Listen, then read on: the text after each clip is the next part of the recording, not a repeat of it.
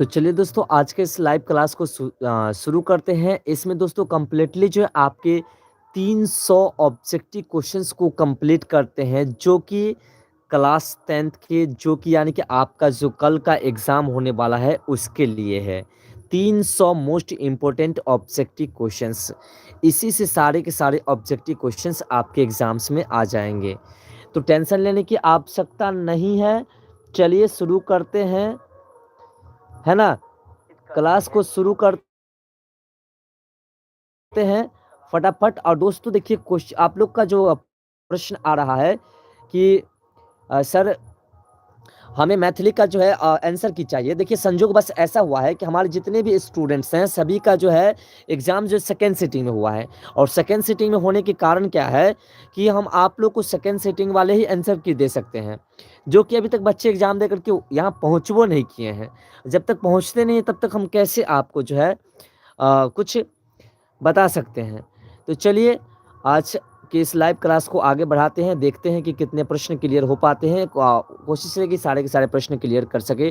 तो जितने भी हमारे प्यारे साथियों जुड़े हैं सभी को हमारी तरफ से गुड इवनिंग और क्लास को शुरू करते हैं। तो क्या आप लोग तैयार हैं? तो आप लोग अपने दोस्तों में शेयर कर दीजिए। जितने भी दोस्त आपके छूटे बिखरे हुए हैं उन सभी में शेयर कर दीजिए और उन सभी से जुड़ने के लिए कह दीजिए। जितने अधिक लोग जुड़े रहेंगे उतने फ़ायदा आप ही लोग का होगा। तो चलिए नन हिंदी के ऑब्जेक्टिव क्वेश्चंस जो कि D4U स्टडी द्वारा जारी किया गया है, चलिए देखते हैं एक-एक करके सारे प्रश्नों को। तो चलिए सभी को गुड इवनिंग। पहला प्रश्न है कि कौन सी कविता गहरे जीवन, राग और उत्साह को प्रकट करती है? ऑप्शन है तू जिंदा है तो, करमवीर और बिहारी के दोहे और बच्चे की दुआ। तो दोस्तों इसमें कौन सा आपका राइट आंसर हो जाएगा? फटाफट कमेंट करके बताइए। पहला प्रश्न का आंसर आप लोग कमेंट करके बताइए, बाकी सभी प्रश्नों का आंसर हम खुद दे देंगे। पहला प्रश्न जो कि इजी प्रश्न है इसका आंसर आप लोगों को कमेंट करके देना है। तो और जब तक आपके सारे मित्र जुड़ रहे हैं तब तक चलिए बहुत अच्छा। शंभू जी आपका आंसर ए है और बहुत अच्छा सभी का। चलिए जल्दी-जल्दी आप अपने दोस्तों में शेयर कर दीजिए। जितने भी दोस्त हैं आपके जो नन हिंदी के एग्ज़ाम कल देने वाले हैं सभी को शेयर कर दीजिए। बहुत अच्छा। तो आपका जो राइट आंसर है गुड इवनिंग। वाईटी गेमर्स जी गुड इवनिंग, गुड इवनिंग सभी को गुड इवनिंग। जितने भी हमारे मित्र हैं सभी को गुड इवनिंग। इसका right answer option number A हो जाएगा, तू जिंदा है तो। तो चलिए अगले प्रश्न को देखते हैं। अगला जो हमारा प्रश्न है प्रश्न नंबर 2। 300 प्रश्न को क्लियर करना है तो थोड़ा फास्ट में तो चलना ही पड़ेगा। अगला प्रश्न आपका है कि हामिद कितने साल का था? जिसमें ऑप्शन है तो 2 से 3 साल, 3 से 4 साल और 4 से 5 साल और 5 से 6 साल। तो दोस्तों हामिद जो थे वो 4 से 5 साल थे, यानी कि ऑप्शन नंबर सी जो है आपका राइट आंसर है। अगला प्रश्न आपका सामने ये भी आ चुका है और 3 नंबर प्रश्न कह रहा है कि मेले में सम्मी ने क्या खरीदा? सिपाही, गुजरिया, चिमटा और खंजरी। तो इसमें जो आपका राइट आंसर हो जाएगा वो हो जाएगा आपका ऑप्शन नंबर डी, खंजरी। चलिए फटाफट सारे प्रश्नों को क्लियर करते हैं, 300 प्रश्नों को। अगला प्रश्न आपका है कि वीर वीर में क्या नहीं दिखाते हैं? वीरता, मर्दानगी, कला कौशल और चंचलता। तो वीर जो है वो वीर में क्या नहीं दिखाते हैं? चंचलता नहीं दिखाते हैं। ऑप्शन नंबर डी जो है आपका राइट आंसर है। बहुत अच्छा, सभी का आंसर बहुत अच्छा रहा है और सभी हमारे प्यारे मित्रों को गुड इवनिंग। जो कल एग्जाम देने वाले हैं आप लोग अच्छे से जुड़े रहिए। अगर आप लोग में किसी को आंसर क्यों चाहिए हम कोशिश करेंगे जुगाड़ करने का, जो फर्स्ट सिटिंग का हो। और सेकंड सिटिंग वाला तो आप लोग को मिल ही जाएगा कल। और फर्स्ट सिटिंग वाले हो तो आप लोग अगर फर्स्ट सिटिंग वाले हैं तो आप लोग अगर नहीं है तो आप हमारे टेलीग्राम चैनल पर अपने क्वेश्चंस का जो है फोटो खींच करके भेज सकते हैं अच्छी तरह से। उसका हम आंसर की बना करके आप लोग को डाल देंगे, ठीक है? टेलीग्राम चैनल पे आप जो है डाल सकते हैं। D4 स्टडी सर्च कीजिए टेलीग्राम पर और वहाँ पे आप डाल सकते हैं। अगला प्रश्न आपका है कि कवि हरिऔध सैकड़ों मरुभूमि से क्या बहा देने की बात कहता है? नदी, समुद्र, पसीना, आंसू। तो दोस्तों इसमें जो आपका राइट आंसर हो जाएगा वो क्या हो जाएगा? ऑप्शन नंबर ए, नदी की बात हो रही है, नदी बहा देने की बात हो रही है। तो अगला प्रश्न आपका 6 नंबर कि बाल गोविंद भगत की उम्र क्या थी? ऑप्शन है 50 से ऊपर, 60 से ऊपर, 70 से ऊपर और 80 से ऊपर। तो बाल गोविंद भगत की जो उम्र थी वो 60 से ऊपर थी। ऑप्शन नंबर बी जो है आपका राइट आंसर हो जाएगा। चलिए अगले प्रश्न को देखते हैं। अगला जो प्रश्न आपका है प्रश्न नंबर 7। प्रश्न नंबर 7 आपका कह रहा है कि गर्मियों में किनकी संध्या उमर भरी शाम को शीतल कर देती थी? किसकी? सिरचन की, बाल गोविंद भगत की, जतरा भगत की और सभी की। तो दोस्तों गर्मियों में जिस संध्या को उम्र भर कर देती थी, आपको इसका आंसर भी पता होगा। इसका आंसर यहाँ पे कमेंट करके मिशन IAS ने दे दिया है। ऑप्शन नंबर बी आपका राइट आंसर हो जाएगा, बाल गोविंद भगत। चलिए अगले प्रश्न को देखते हैं। अगला जो प्रश्न आपका है 8 नंबर कह रहा है छोटा नागपुर स्वर्ग का एक टुकड़ा है, किस पाठ में आया है? तो आपको पता है कि हुंड्रू के जलप्रपात में आया है। किस में आया है? हुंड्रू के जलप्रपात में, यानी कि ऑप्शन नंबर ए जो है आपका राइट आंसर है। 350 के 300 प्रश्नों को आज क्लियर करना है। अगला है कि ठेस कहानी के लेखक कौन है? तो ठेस कहानी के लेखक कौन है दोस्तों? ऑप्शन है फणीश्वरनाथ रेणु, हरिऔध और कामता प्रसाद सिंह आम और प्रेमचंद।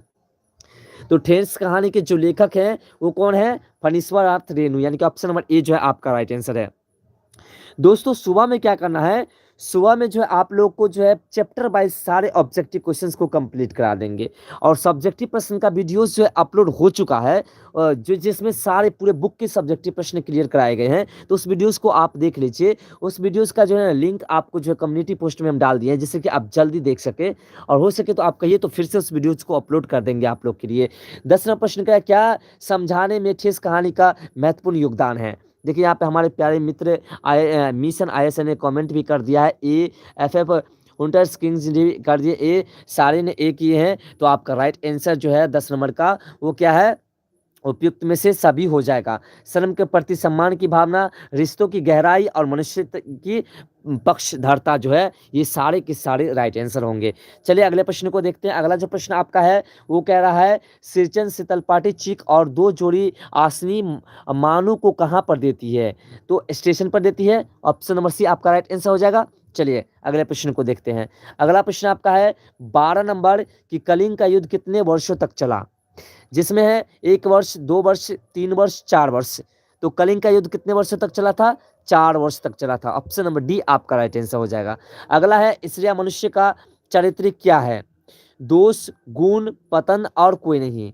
तो स्त्रियां जो है वो क्या है? मनुष्य का चारित्रिक दोष है। तो ऑप्शन नंबर ए जो है आपका राइट आंसर हो जाएगा। चलिए अगले प्रश्न को देखते हैं। अगला प्रश्न आपका है प्रश्न नंबर 14। प्रश्न नंबर 14 आपका क्या है?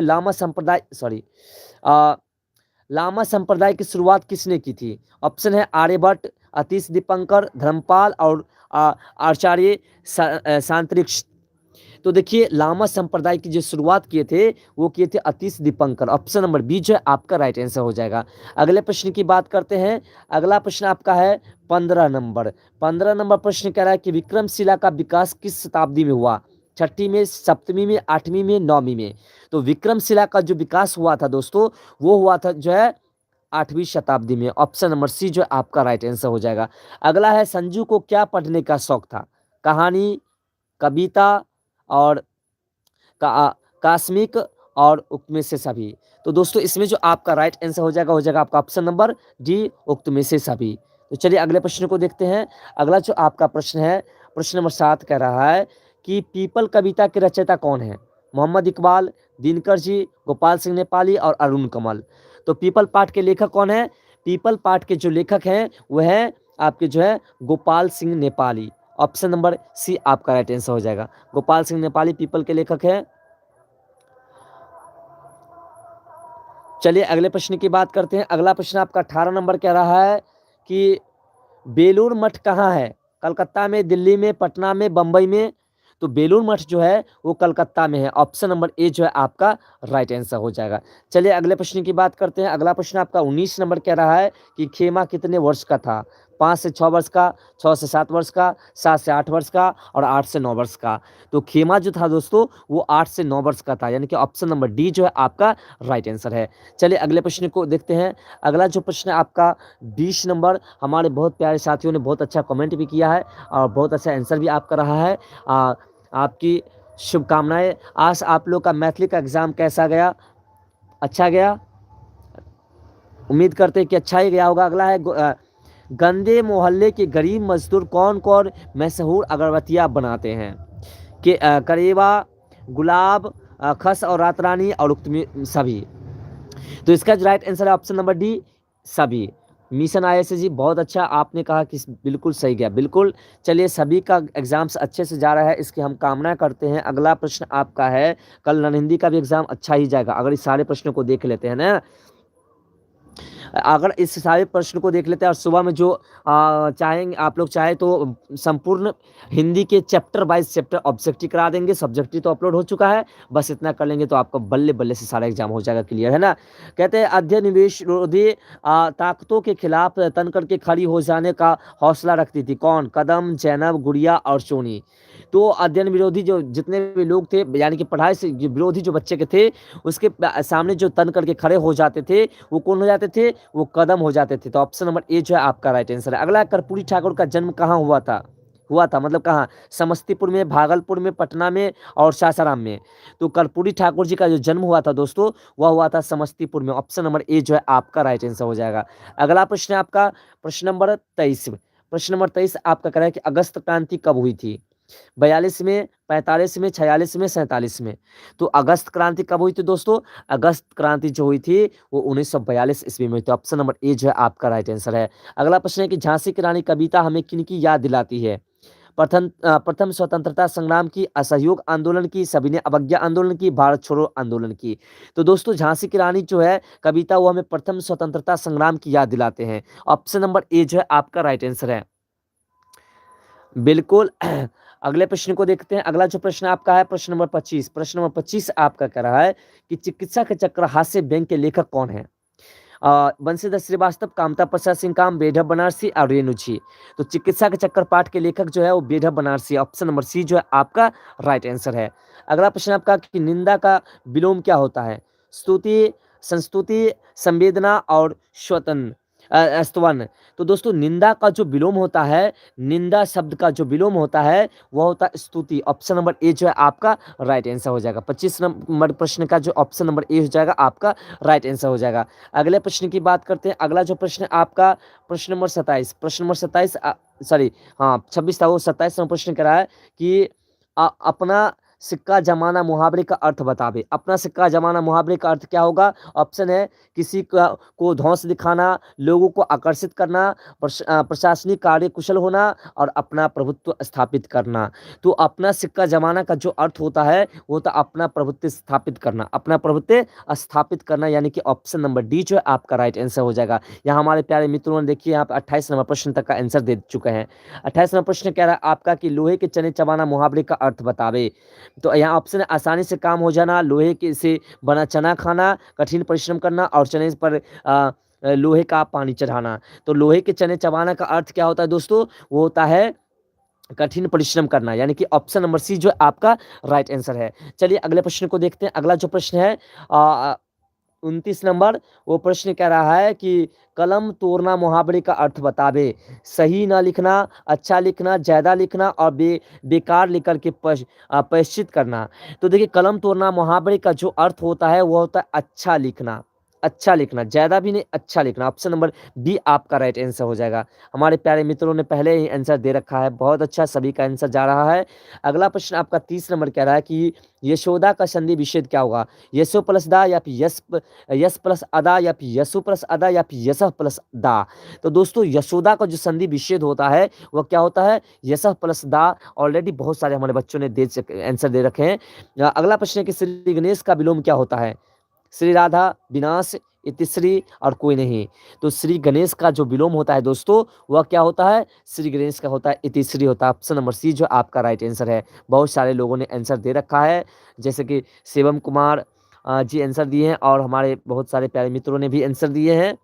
अगला प्रश्न आपका है 32 नंबर की कह रहा है त्रिफला में कौन सा समास है? त्रिफला में कौन सा समास है? ऑप्शन है द्वंद्व समास, अव्ययभाव समास, कर्मधारय समास और द्विगु समास। तो देखिए त्रिफला में जैसा कि हमने आपको मैथिली के क्लास में भी बताए थे आप लोग को कि जो है संख्यावाची को क्या कहते हैं, कौन सा समास कहते हैं, और यहाँ पे त्रिफला जो है वह भी एक संख्यावाची है, तो द्विगु समास कहते हैं। ऑप्शन नंबर डी आपका राइट आंसर हो जाएगा। बिल्कुल। अगला प्रश्न है कि चंद्रशेखर में समास है बहुब्रीहि समास, कर्मधारय समास, तत्पुरुष समास और द्वंद्व समास। तो चंद्रशेखर में जो समास है वह कौन सा है? बहुब्रीहि समास है। ऑप्शन नंबर ए जो है आपका राइट आंसर है। चंद्रशेखर में कौन सा समास है? बहुब्रीहि समास है। चलिए अगले प्रश्न को देखते हैं। अगला प्रश्न आपका है प्रश्न नंबर 34 से। प्रश्न नंबर 34 आपका कह रहा है कि कमल का पर्यायवाची शब्द क्या होता है? फूल, पुष्प, जलज, अंशु। तो कलम का जो पर्यायवाची शब्द होता है वो क्या होता है? जलज होता है। कौन सा होता है? जलज होता है। ऑप्शन नंबर सी जो है आपका राइट आंसर है। ऑप्शन नंबर सी आपका राइट आंसर है, क्योंकि कमल का फूल, देखिए फूल क्या है? फूल एक नाम है, यहाँ तो कमल की बात हो रही है, ठीक है, और पुष्प जो है वो भी एक फूल ही है। अगला प्रश्न आपका कि नदी का पर्यायवाची शब्द क्या होता है? नदी का सरिता, जल, नीर, पयोद।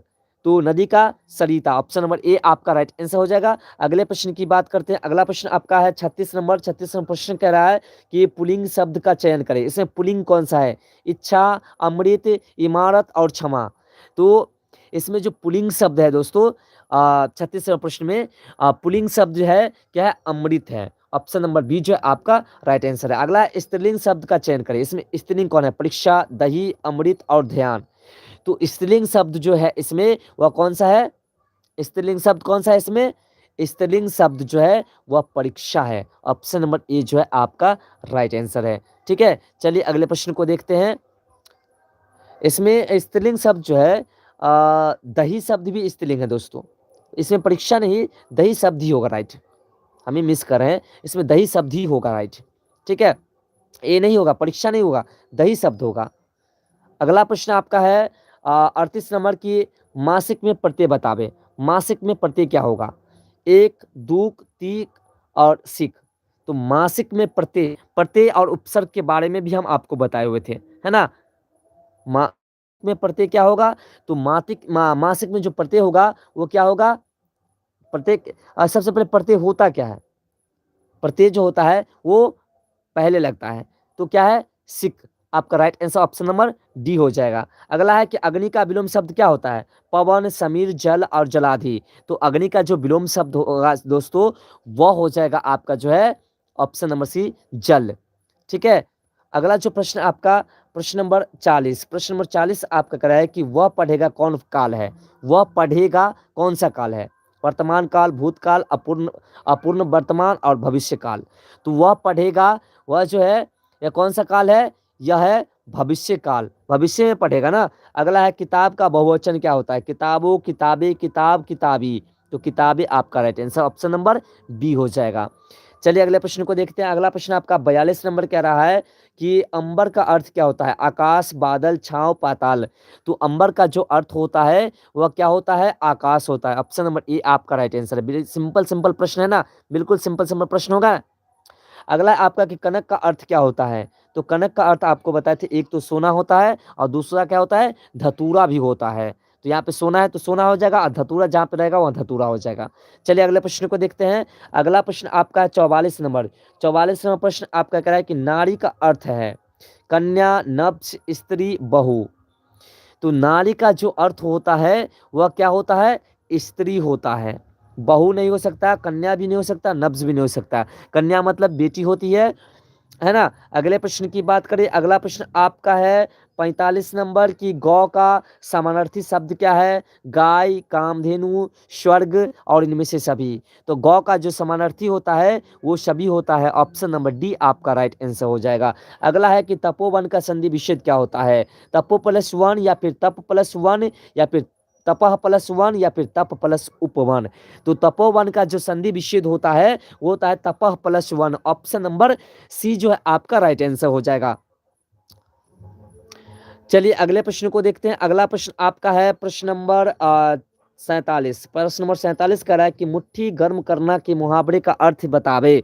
मुट्ठी गर्म करना मुहावरे का अर्थ क्या होगा? रिश्वत देना, हाथ सेकना, घूस मांगना मारना, या फिर हाथ मिलाना। तो मुट्ठी गर्म करना का जो मुहावरा का अर्थ जो होता है वह होता है रिश्वत देना।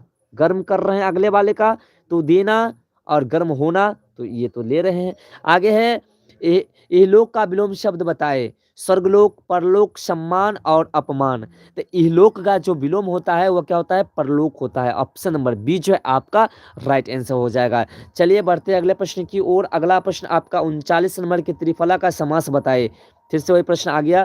तो त्रिफला जो है द्विगु समास है।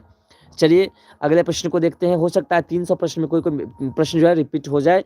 अगला प्रश्न आपका 50 नंबर है कि टस में मस नहीं होना का अर्थ बताए।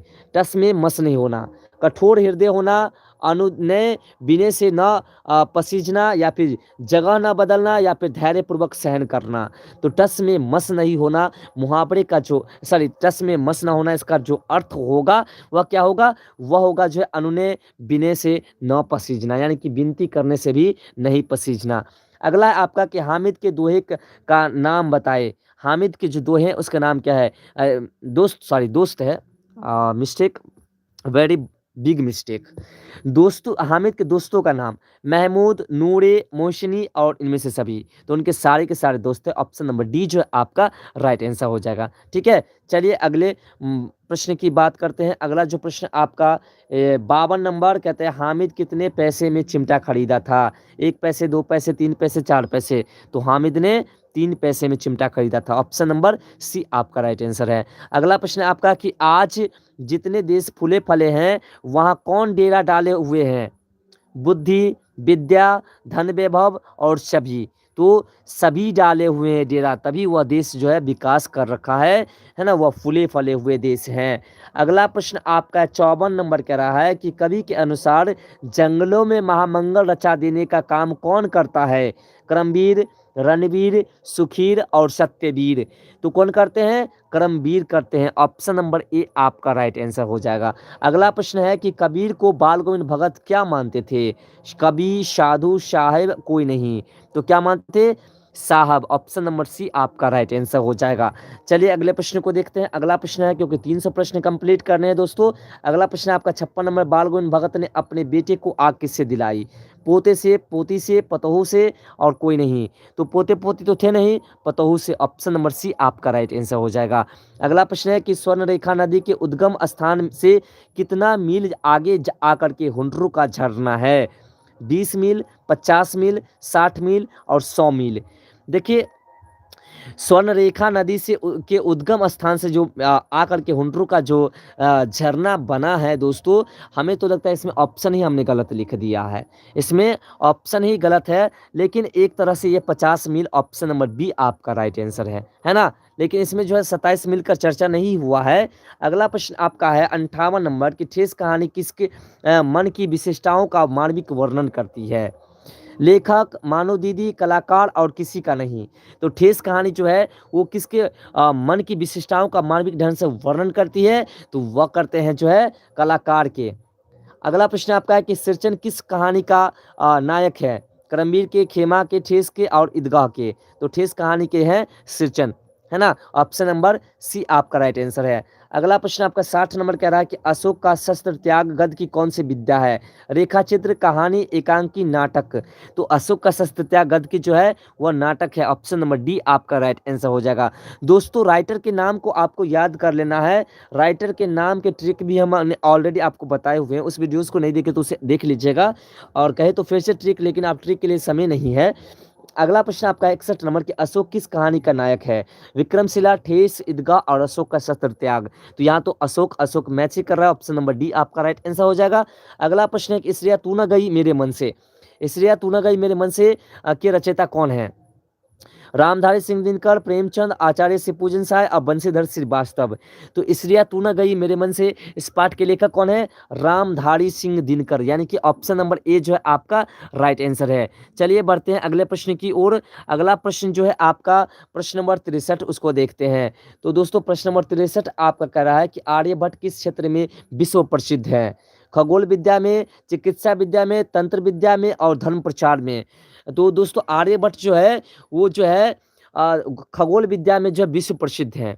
अगला प्रश्न आपका कि आधुनिक भागलपुर जिला किस प्राचीन महाजनपद नाम से प्रचलित है? अंग से, मगध से, काशी से और बज्जी से। तो आधुनिक भागलपुर जो है दोस्तों, आधुनिक भागलपुर जो है वो मुख्य रूप से जो प्राचीन काल में जो महाजनपद के नाम से जो प्रचलित है, वह आपका जो है अंग महाजनपद के नाम से प्रचलित है, यानी कि ऑप्शन नंबर ए जो है आपका राइट आंसर है। चलिए अगले प्रश्न को देखते हैं, प्रश्न नंबर 65 को। तो प्रश्न नंबर 65 आपका कह रहा है विक्रमशिला में कितने छात्र अध्ययन करते थे, यानी पढ़ते थे? कितने छात्र? 5,000, 10,000, 8,000 और 12,000। तो 10,000 जो है छात्र पढ़ते थे, और टीचर कितने थे उसमें? तो 1,000 टीचर थे। और कितने महाविद्यालय थे? तो 6 महाविद्यालय थे। तो चलिए दोस्तों बढ़ते हैं फिर आगे के प्रश्न की ओर। अगला जो प्रश्न है आपका 66 नंबर, वह कह रहा है कि संजू किस कक्षा में पढ़ती थी? 5वीं में, 6ठी में, 7वीं में, 8वीं में। तो संजू जो है वो 8वीं कक्षा में पढ़ती थी। ऑप्शन नंबर डी जो है आपका राइट आंसर हो जाएगा। अगला है सत्य के प्रयोग के रचयिता कौन है? संजू, संजू के पिता, लेखक, बापू। तो इसमें right answer option number D हो जाएगा, बापू यानी कि महात्मा गांधी। तो चलिए अगले प्रश्न को देखते हैं। अगला प्रश्न आपका है 68 नंबर की, पीपल के आसपास कौन कौन पेड़ है? जामुन, इमली, करील, सभी। तो सभी पेड़ हैं, जामुन भी है, इमली भी है और करील भी है, ये तीनों पेड़ हैं। अगला है दीनबंधु निराला निबंध के लेखक कौन है? रामवृक्ष बेनीपुरी, आचार्य शिवपूजन साय, फणीश्वर नाथ रेणु और कामता प्रसाद सिंह काम। तो दोस्तों दीनबंधु निराला पाठ के जो लेखक हैं वह कौन है? आचार्य शिवपूजन सहाय है, यानी कि ऑप्शन नंबर बी जो है आपका राइट आंसर है। चलिए अगले प्रश्न को देखते हैं। अगला जो प्रश्न है आपका प्रश्न नंबर 70। प्रश्न नंबर 70 आपका कह रहा है कि दीनबंधु निराला किनको कहा जाता है? सूर्यकांत त्रिपाठी निराला को, प्रेमचंद को, रेणु जी को और रामवृक्ष बेनीपुरी को। तो दोस्तों दीनबंधु निराला जो कहा जाता है वो सूर्यकांत त्रिपाठी निराला जी को कहा जाता है, यानी कि ऑप्शन नंबर ए जो है आपका राइट आंसर है। चलिए अगले प्रश्न को देखते हैं।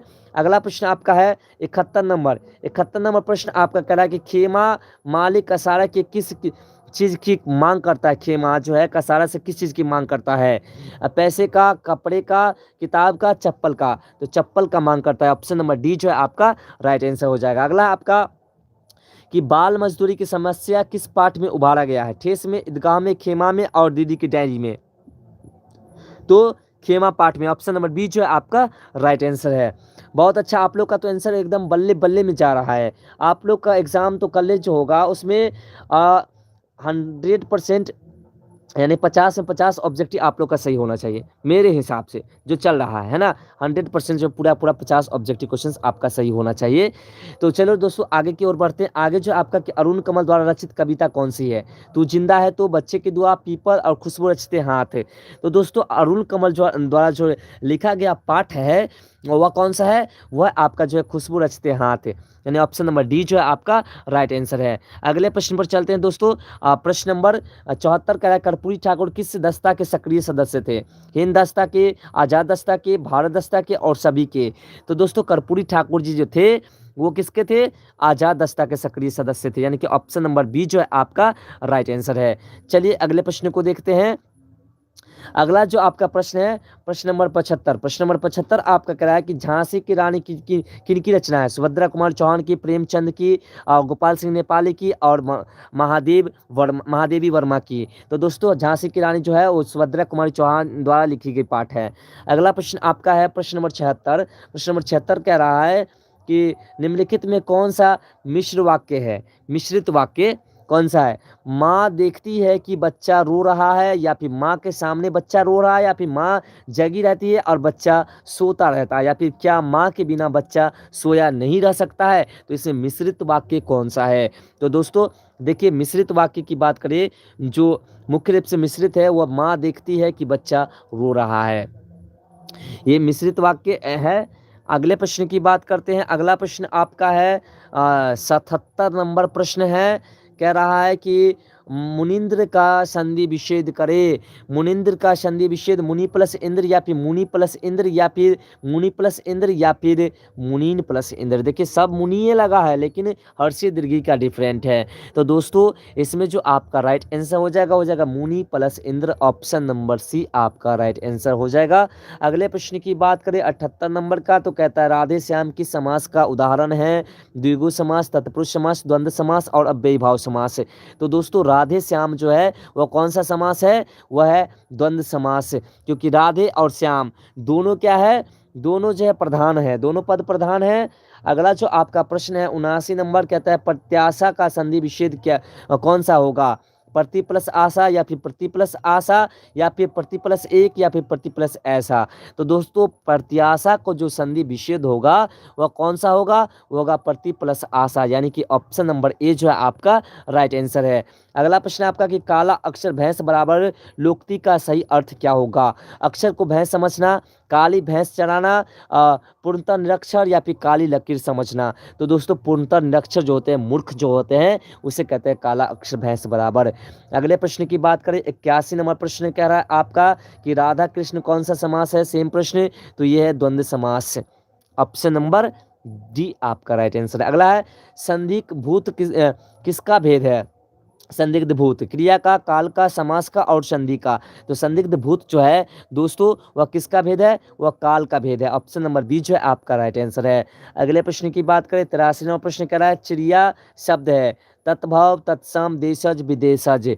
तो चिड़िया शब्द जो है दोस्तों वो क्या है? देशज है। ऑप्शन नंबर सी जो है आपका राइट आंसर है। चलिए बढ़ते हैं अगले प्रश्न की ओर। अगला प्रश्न आपका 84 नंबर कह रहा है कि कन्नी काटना मुहावरे का अर्थ क्या होता है? रास्ता बदलना, समस्या से कतराना, समस्या से लड़ना और समस्या पैदा करना। तो कन्नी काटना मुहावरे का अर्थ जो होता है वो समस्या से कतराना, समस्या से भागना। अगला है रसोई घर में जो समास है वह कौन सा समास है? द्वंद्व समास, बहुब्रीहि समास, तत्पुरुष समास और अव्ययी भाव समास। तो दोस्तों रसोई घर में जो समास है वो तत्पुरुष समास है, यानी कि ऑप्शन नंबर सी जो है आपका राइट आंसर है। अगले प्रश्न को देखते हैं। अगला प्रश्न आपका 86 नंबर कह रहा है कि किसी वस्तु, स्थान, व्यक्ति या भाव के नाम को क्या कहा जाता है? संज्ञा, सर्वनाम, विशेषण और समास। तो दोस्तों किसी वस्तु, व्यक्ति, स्थान के नाम को क्या कहा जाता है? संज्ञा कहा जाता है। ऑप्शन नंबर ए जो है आपका राइट आंसर है। अगला प्रश्न है कि कलम का पर्यायवाची शब्द क्या होता, सॉरी कमल का। तो सेम प्रश्न है। तो अरविंद, जलज, पंकज, तो इनमें से सभी हो जाएगा। ऑप्शन नंबर डी आपका राइट आंसर हो जाएगा 87वें प्रश्न का।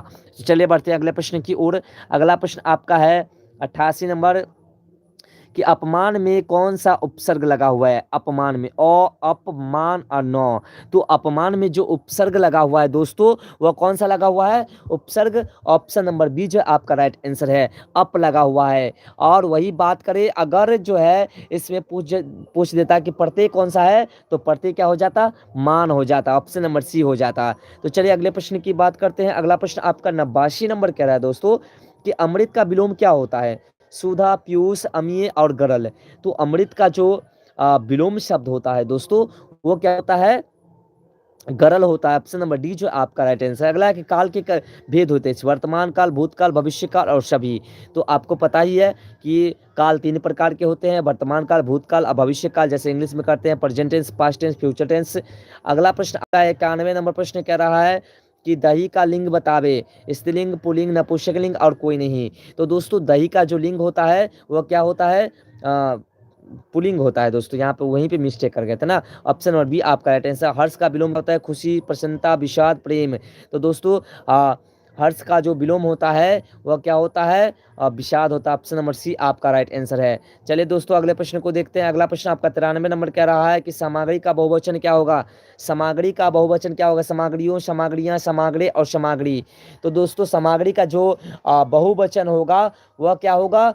वह होगा आपका जो है सामग्रियां। ऑप्शन नंबर बी जो है आपका राइट आंसर है। चलिए बढ़ते हैं अगले प्रश्न की ओर। अगला प्रश्न आपका है 94 नंबर कह रहा है कि नौत खाना का अर्थ क्या होता है? खाना खाने का स्थान, स्नान करने का स्थान, प्रवेश द्वार के ऊपर मंगल ध्वनि बजाने का स्थान या विचार विमर्श करने का स्थान। तो दोस्तों नौत खाना का जो अर्थ होता है वह क्या होता है? प्रवेश द्वार के ऊपर मंगल ध्वनि बजाने का स्थान।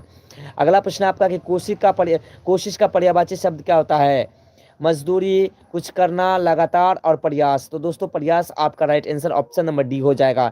चलिए अगले प्रश्न को देखते हैं। अगला प्रश्न आपका है 96 नंबर कहता है टोपी उछालना, उछालने का सही अर्थ क्या होता है? सिर से टोपी उछालना, हवा में टोपी उड़ा देना या फिर टोपी उछाल कर खेल करना या फिर किसी का अपमान करना।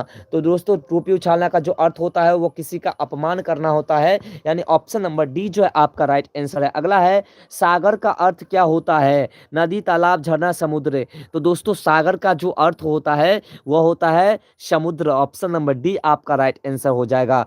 अगले प्रश्न की बात करते हैं। हम लोग 100 प्रश्न के आसपास पहुंच चुके हैं। अभी हमारे पास 200 प्रश्न और बचे हुए हैं। पढ़ाई में प्रत्यय बताइए। पढ़ाई में ढाई, ढाई, आई और इनमें से कोई नहीं। तो दोस्तों पढ़ाई में कौन सा हो जाएगा? आई हो जाएगा। ऑप्शन नंबर सी जो आपका राइट आंसर हो जाएगा, है ना। पढ़ाई में जो प्रत्यय होता है वो कौन सा होता है? आई होता है। अगला है निराहार में उपसर्ग बताए। नी या फिर राह या फिर नीर या फिर नीर। तो दोस्तों निराहार में जो उपसर्ग होता है वह क्या होता है? निराहार में उपसर्ग होता है नीड, यानी कि ऑप्शन नंबर डी जो है आपका राइट आंसर है। चलिए आगे की ओर बढ़ते हैं। अगला जो प्रश्न है आपका प्रश्न नंबर 100, प्रश्न नंबर 100 कह रहा है कि घोड़ा का पर्यायवाची शब्द बताइए। घोटक, इंदु, कलाधर और खड़क। तो दोस्तों घोड़ा का पर्यायवाची शब्द क्या होगा? घोटक। ऑप्शन नंबर ए जो है आपका राइट आंसर हो जाएगा। अगले प्रश्न की बात करें, अगला प्रश्न आपका 1 नंबर कह रहा है कि मोहिनी किस पाठ का पात्र है? ईदगाह का, ठेस का, करमवीर का और खेमा का। तो दोस्तों मोहिनी किस पाठ का है? ये है ईदगाह का। ऑप्शन नंबर ए जो आपका राइट आंसर है। अगले प्रश्न की बात करें दोस्तों 102 नंबर प्रश्न, 102 नंबर प्रश्न आपका कह रहा है कि हामिद कितने साल का था? 2 से 3 साल का, 3 से 4 साल का, 4 से 5 साल का और 5 से 6 साल का। तो दोस्तों इसका ऑलरेडी प्रश्न का जो है आंसर हमने दे दिया है, तो इस प्रश्न का आंसर आप हमें कमेंट करके बताइएगा, क्योंकि इसका आंसर जो ऑलरेडी अगले प्रश्न में हो चुका है ना। अगले प्रश्न की बात करें तो अगला प्रश्न आपका कह रहा है 103 नंबर के हामिद की बूढ़ी दादी का नाम था? सबीना, हमीदा, अमीना और शबनम। तो दोस्तों हामिद की दादी का नाम क्या था? अमीना। ऑप्शन नंबर सी आपका राइट आंसर हो जाएगा। अगला प्रश्न है कि मोहिनी मेले में कौन सी मिठाई खरीदता है? रेवड़ियाँ, गुलाब जामुन, सोहन हलवा और जलेबी। तो दोस्तों मोहिनी जो खरीदता है, 104 नंबर प्रश्न, मोहिनी जो खरीदता है वो क्या खरीदता है? रबड़िया। ऑप्शन नंबर ए जो आपका राइट आंसर हो जाएगा, रेवड़िया। चलिए अगले प्रश्न को देखते हैं। अगला जो प्रश्न है आपका 105 नंबर, 105 नंबर प्रश्न कह रहा है कि अमीना हामिद की डॉट डॉट है? दादी, दीदी, नानी, काकी। तो दादी। ऑप्शन नंबर ए जो आपका राइट आंसर है। चलिए अगले प्रश्न को देखते हैं। अगला प्रश्न आपका है प्रश्न नंबर 106, प्रश्न नंबर 106 कह रहा है कि करमवीर क्या काट करके सड़क बना देते हैं? मिट्टी, रास्ता, पर्वत और इनमें से कोई नहीं। तो दोस्तों करमवीर जो काट करके बना देते हैं किसे? पर्वत को काट करके रास्ता बना देते हैं। ऑप्शन नंबर सी जो आपका राइट आंसर है। बढ़ते हैं अगले प्रश्न की। अगला प्रश्न आपका 107 नंबर है कि करमवीर पुरुष क्या करते हैं? करमवीर पुरुष काम को वीर की तरह करते हैं, या फिर झूठी मतलब कि हवा हवा किला बनाते हैं, या फिर करमवीर पुरुष बेकार की बातें में समय नहीं बर्बाद करते हैं, या फिर कोई काम नहीं करते हैं। तो दोस्तों करमवीर जो होते हैं तो वो क्या करते हैं? करमवीर पुरुष जो होते हैं वो बेकार की बातें में समय नहीं बर्बाद करते हैं, बल्कि वो करते हैं। तो चलिए अगले प्रश्न को देखते हैं। अगला प्रश्न आपका 108 नंबर है कि बाल गोविंद भगत क्या थे? साधु, गृहस्थ, भगत और कलाकार। तो दोस्तों बाल गोविंद भगत जो थे वो एक गृहस्थ थे। ऑप्शन नंबर बी आपका राइट आंसर है। अगला प्रश्न आपका 109 नंबर कि बाल गोविंद भगत के रचयिता कौन है?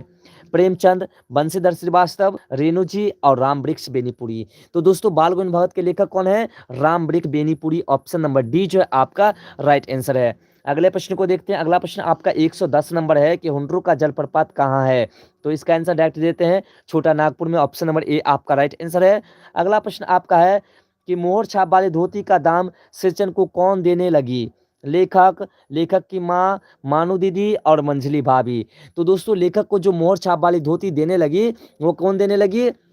वो देने लगी जो मानू दीदी। ऑप्शन नंबर सी जो आपका राइट आंसर है। अगला प्रश्न आपका है 112 नंबर की बच्चे की दुआ एक है? प्रार्थना गीत, लोकगीत, भक्ति गीत और सामूहिक जीवन। तो दोस्तों बच्चे की दुआ जो है वो एक प्रार्थना गीत है। ऑप्शन नंबर ए जो है आपका राइट आंसर है। अभी तक हम लोग मात्र 112 नंबर प्रश्न पर पहुंच पाए हैं दोस्तों। आगे की ओर बढ़ने की प्रयास करते हैं।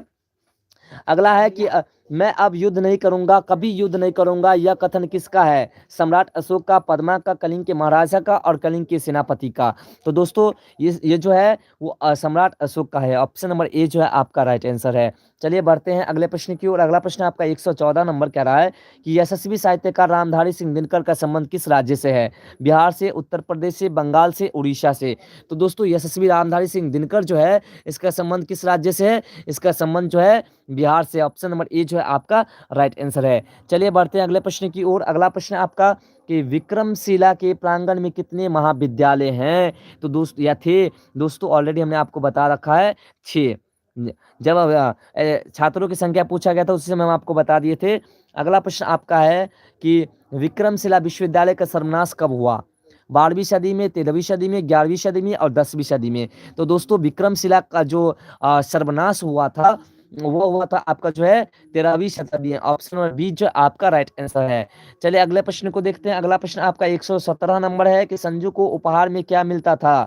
खिलौना, किताब, कलम और डायरी। तो उसे किताब मिलता था। ऑप्शन नंबर बी जो है आपका राइट आंसर है। चलिए अगले प्रश्न को देखते हैं। सर निबंध का नहीं होगा क्या? बिल्कुल सभी को होंगे दोस्तों, जितने भी हैं सभी के सभी कराए जाएँगे। अगला प्रश्न है 118 नंबर की, दीनबंधु निराला साहित्य की कौन सी विधा है?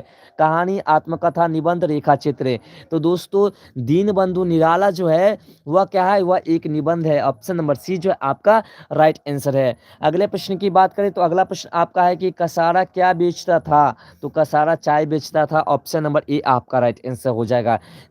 अगले प्रश्न की बात करें 120 नंबर कहता है खुशबू रचते हाथ किनकी रचना है? विद्यापति की, निराला की, अरुण कमल की, बिहारी के। दोस्तों खुशबू रचते हाथ पाठ के लेखक कौन है? इसके लेखक है अरुण कमल। ऑप्शन नंबर सी आपका राइट आंसर है। अगला है कदम बड़ी होकर के क्या बनना चाहती थी? अध्यापिका, वकील, डॉक्टर, कलेक्टर। तो कदम बड़ी होकर के क्या बनना चाहती थी? वह बनना चाहती थी डॉक्टर। ऑप्शन नंबर सी जो आपका राइट आंसर है। चलिए बढ़ते हैं अगले प्रश्न की ओर। 300 प्रश्नों को क्लियर कर ही देना है दोस्तों, छोड़ना नहीं है। 122 नंबर प्रश्न है कि आजाद दस्ता का गठन किसने किया था? कर्पूरी ठाकुर, जयप्रकाश नारायण जी, वीर कुंवर सिंह जी और इनमें से कोई नहीं। तो दोस्तों आजाद दस्ता का जो किए थे वो जयप्रकाश नारायण जी किए थे इसका गठन। अगले प्रश्न की बात करें, अगला प्रश्न आपका 123 नंबर की, झांसी की रानी किसे कहा जाता है? सुभद्रा कुमार चौहान को, लक्ष्मीबाई को, दुर्गा को और इनमें से कोई नहीं। तो लक्ष्मीबाई को झांसी की रानी कहा जाता है, यानी कि ऑप्शन नंबर बी आपका राइट आंसर है। अगला प्रश्न है 124 नंबर की, चिकित्सा का चक्कर साहित्य की कौन सी विधा है? कहानी है, निबंध है, जीवनी है और हास्य व्यंग है। तो दोस्तों चिकित्सा का चक्कर जो है वो एक हास्य व्यंग है। ऑप्शन नंबर डी जो है आपका राइट आंसर है। अगले प्रश्न को देखते हैं दोस्तों। अगला प्रश्न आपका है 125 नंबर। 125 नंबर प्रश्न आपका कह रहा है कि राह भट्ट के हिरण के बच्चे कविता के रचयिता कौन है? नरोत्तम दास, कबीर दास, डॉक्टर नियतनाम और सुभद्रा कुमारी चौहान। तो दोस्तों इसमें जो आपका राइट आंसर है 125 नंबर प्रश्न में वह कह रहा है आपका जो डॉक्टर नियतनाम राहभट्ट के हिरण के बच्चे के आंसर है। चलिए अगले प्रश्न को देखते हैं। अगला जो प्रश्न आपका है 126 नंबर कहता है कि महोदय का संधि विच्छेद करे। महो प्लस दे या फिर महा प्लस उदय या फिर महान प्लस उदय या फिर महा प्लस उदय। तो दोस्तों महोदय का जो संधि विच्छेद होता है वह क्या होता है? महा प्लस उदय, यानी कि ऑप्शन नंबर डी जो है आपका राइट आंसर है। अगला प्रश्न है 127 नंबर की, गरीबी में कौन सा प्रत्यय है?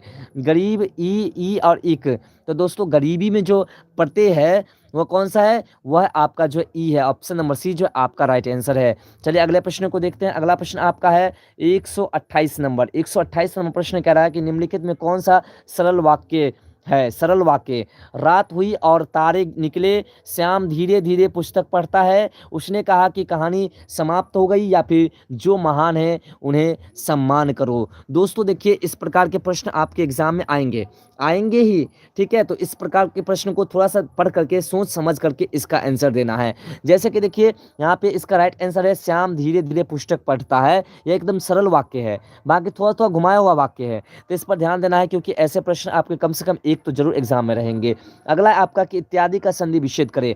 दोस्तों इस सारे प्रश्न को 300 प्रश्न को देख लीजिए, उसके बाद अगर कल के एग्जाम में आपके नहीं फंसते हैं ना इसमें से सारे प्रश्न, तो फिर हमें कमेंट करके आप बता दीजिएगा। इत्यादि का संधि विच्छेद क्या है? इत्य प्लस आदि या फिर इति प्लस आदि या फिर इति प्लस आदि या फिर इत्या प्लस दी। तो दोस्तों इत्यादि का जो संधि विच्छेद है वह क्या है? इति प्लस आदि। ऑप्शन नंबर सी आपका राइट आंसर है। चलिए अगले प्रश्न को देखते हैं। अगला प्रश्न आपका 130 नंबर की, राज सिंहासन कौन समास है? द्विगु समास, द्वंद्व समास, क्रमधारय समास और तत्पुरुष समास। तो दोस्तों राज सिंहासन जो है वह है तत्पुरुष समास। ऑप्शन नंबर डी जो आपका राइट आंसर है। अगला प्रश्न आपका 31 नंबर कह रहा है कि नाक का बाल होना मुहावरे का सही अर्थ क्या होता है?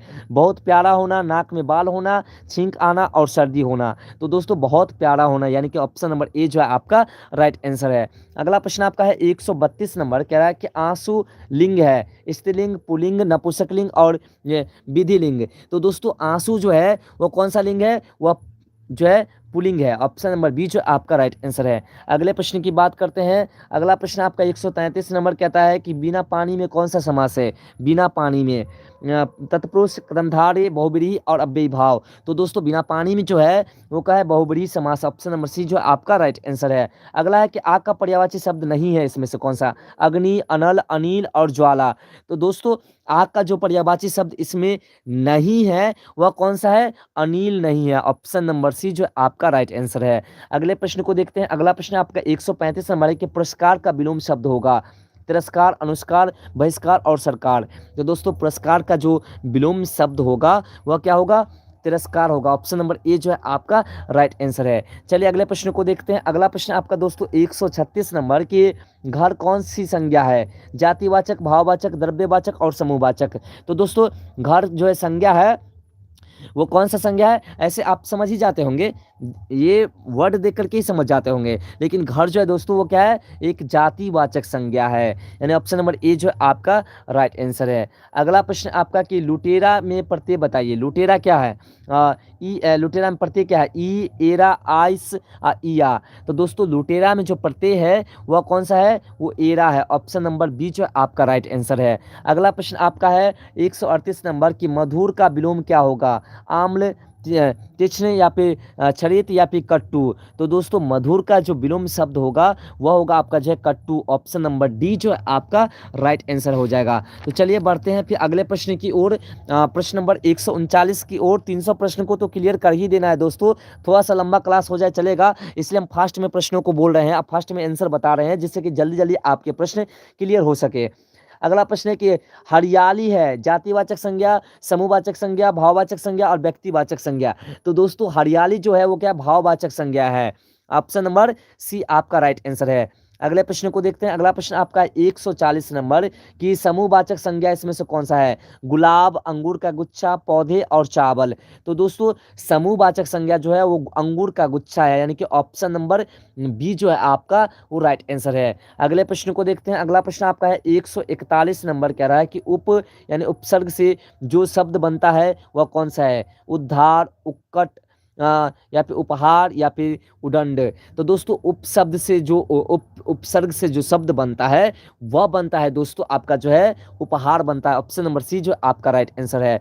अगला प्रश्न आपका है 142 नंबर कि निम्नलिखित में कौन सा सरल वाक्य है? देखिए फिर से ऐसा प्रश्न बोलने आता ही रहेगा आपको। छुट्टी हुई और बच्चे भागे, या फिर राम धीरे धीरे कदम कदम बढ़ाता है, या फिर उसने कहा कि आगे राह समाप्त हो गई, या फिर जो गुणी है उनका आदर करो। तो दोस्तों इनमें जो सरल वाक्य है वह आपका जो है राम धीरे धीरे कदम बढ़ाता है। ऑप्शन नंबर बी आपका राइट आंसर है। अगला प्रश्न है आपका 143 नंबर कि यकीन का एक अर्थ होगा जमीन, जुल्म, शोभा और भरोसा। तो दोस्तों यकीन का जो एक शब्द होगा वह होगा जो आपका सो भरोसा। ऑप्शन नंबर डी जो है आपका राइट आंसर है, भरोसा। अगला प्रश्न आपका 144 नंबर कि गदगद होना का अर्थ क्या होता है? छिप जाना, भाग जाना, परेशान होना, खुश होना। तो दोस्तों गदगद होना का जो अर्थ होता है वह खुश होना होता है। ऑप्शन नंबर डी जो है आपका राइट आंसर है। चलिए अगले प्रश्न को देखते हैं। अगला प्रश्न है आपका 145 नंबर कि त्याग का अर्थ होता है छोड़ना, सामने, पकड़ना और देना। तो दोस्तों त्याग का जो अर्थ होता है वह होता है छोड़ना। ऑप्शन नंबर ए जो है आपका राइट आंसर है।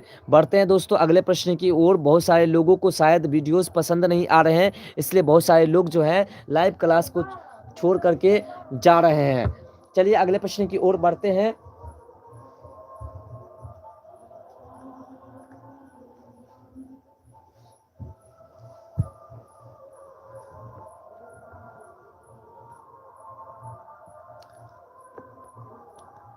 तो दोस्तों अगला प्रश्न 146वां प्रश्न है कि विवेक का समानार्थी होता है समर, समझ, अविवेक और समान। तो दोस्तों विवेक का जो समानार्थी शब्द होता है वह होता है जो है दोस्तों आपका जो है समझ होता है, यानी कि ऑप्शन नंबर बी जो है आपका राइट आंसर है। देखिए जिनको जाना है वो जा सकते हैं छोड़ करके, क्लास को कोई दिक्कत नहीं है, जिनको पढ़ना है वो रहेंगे।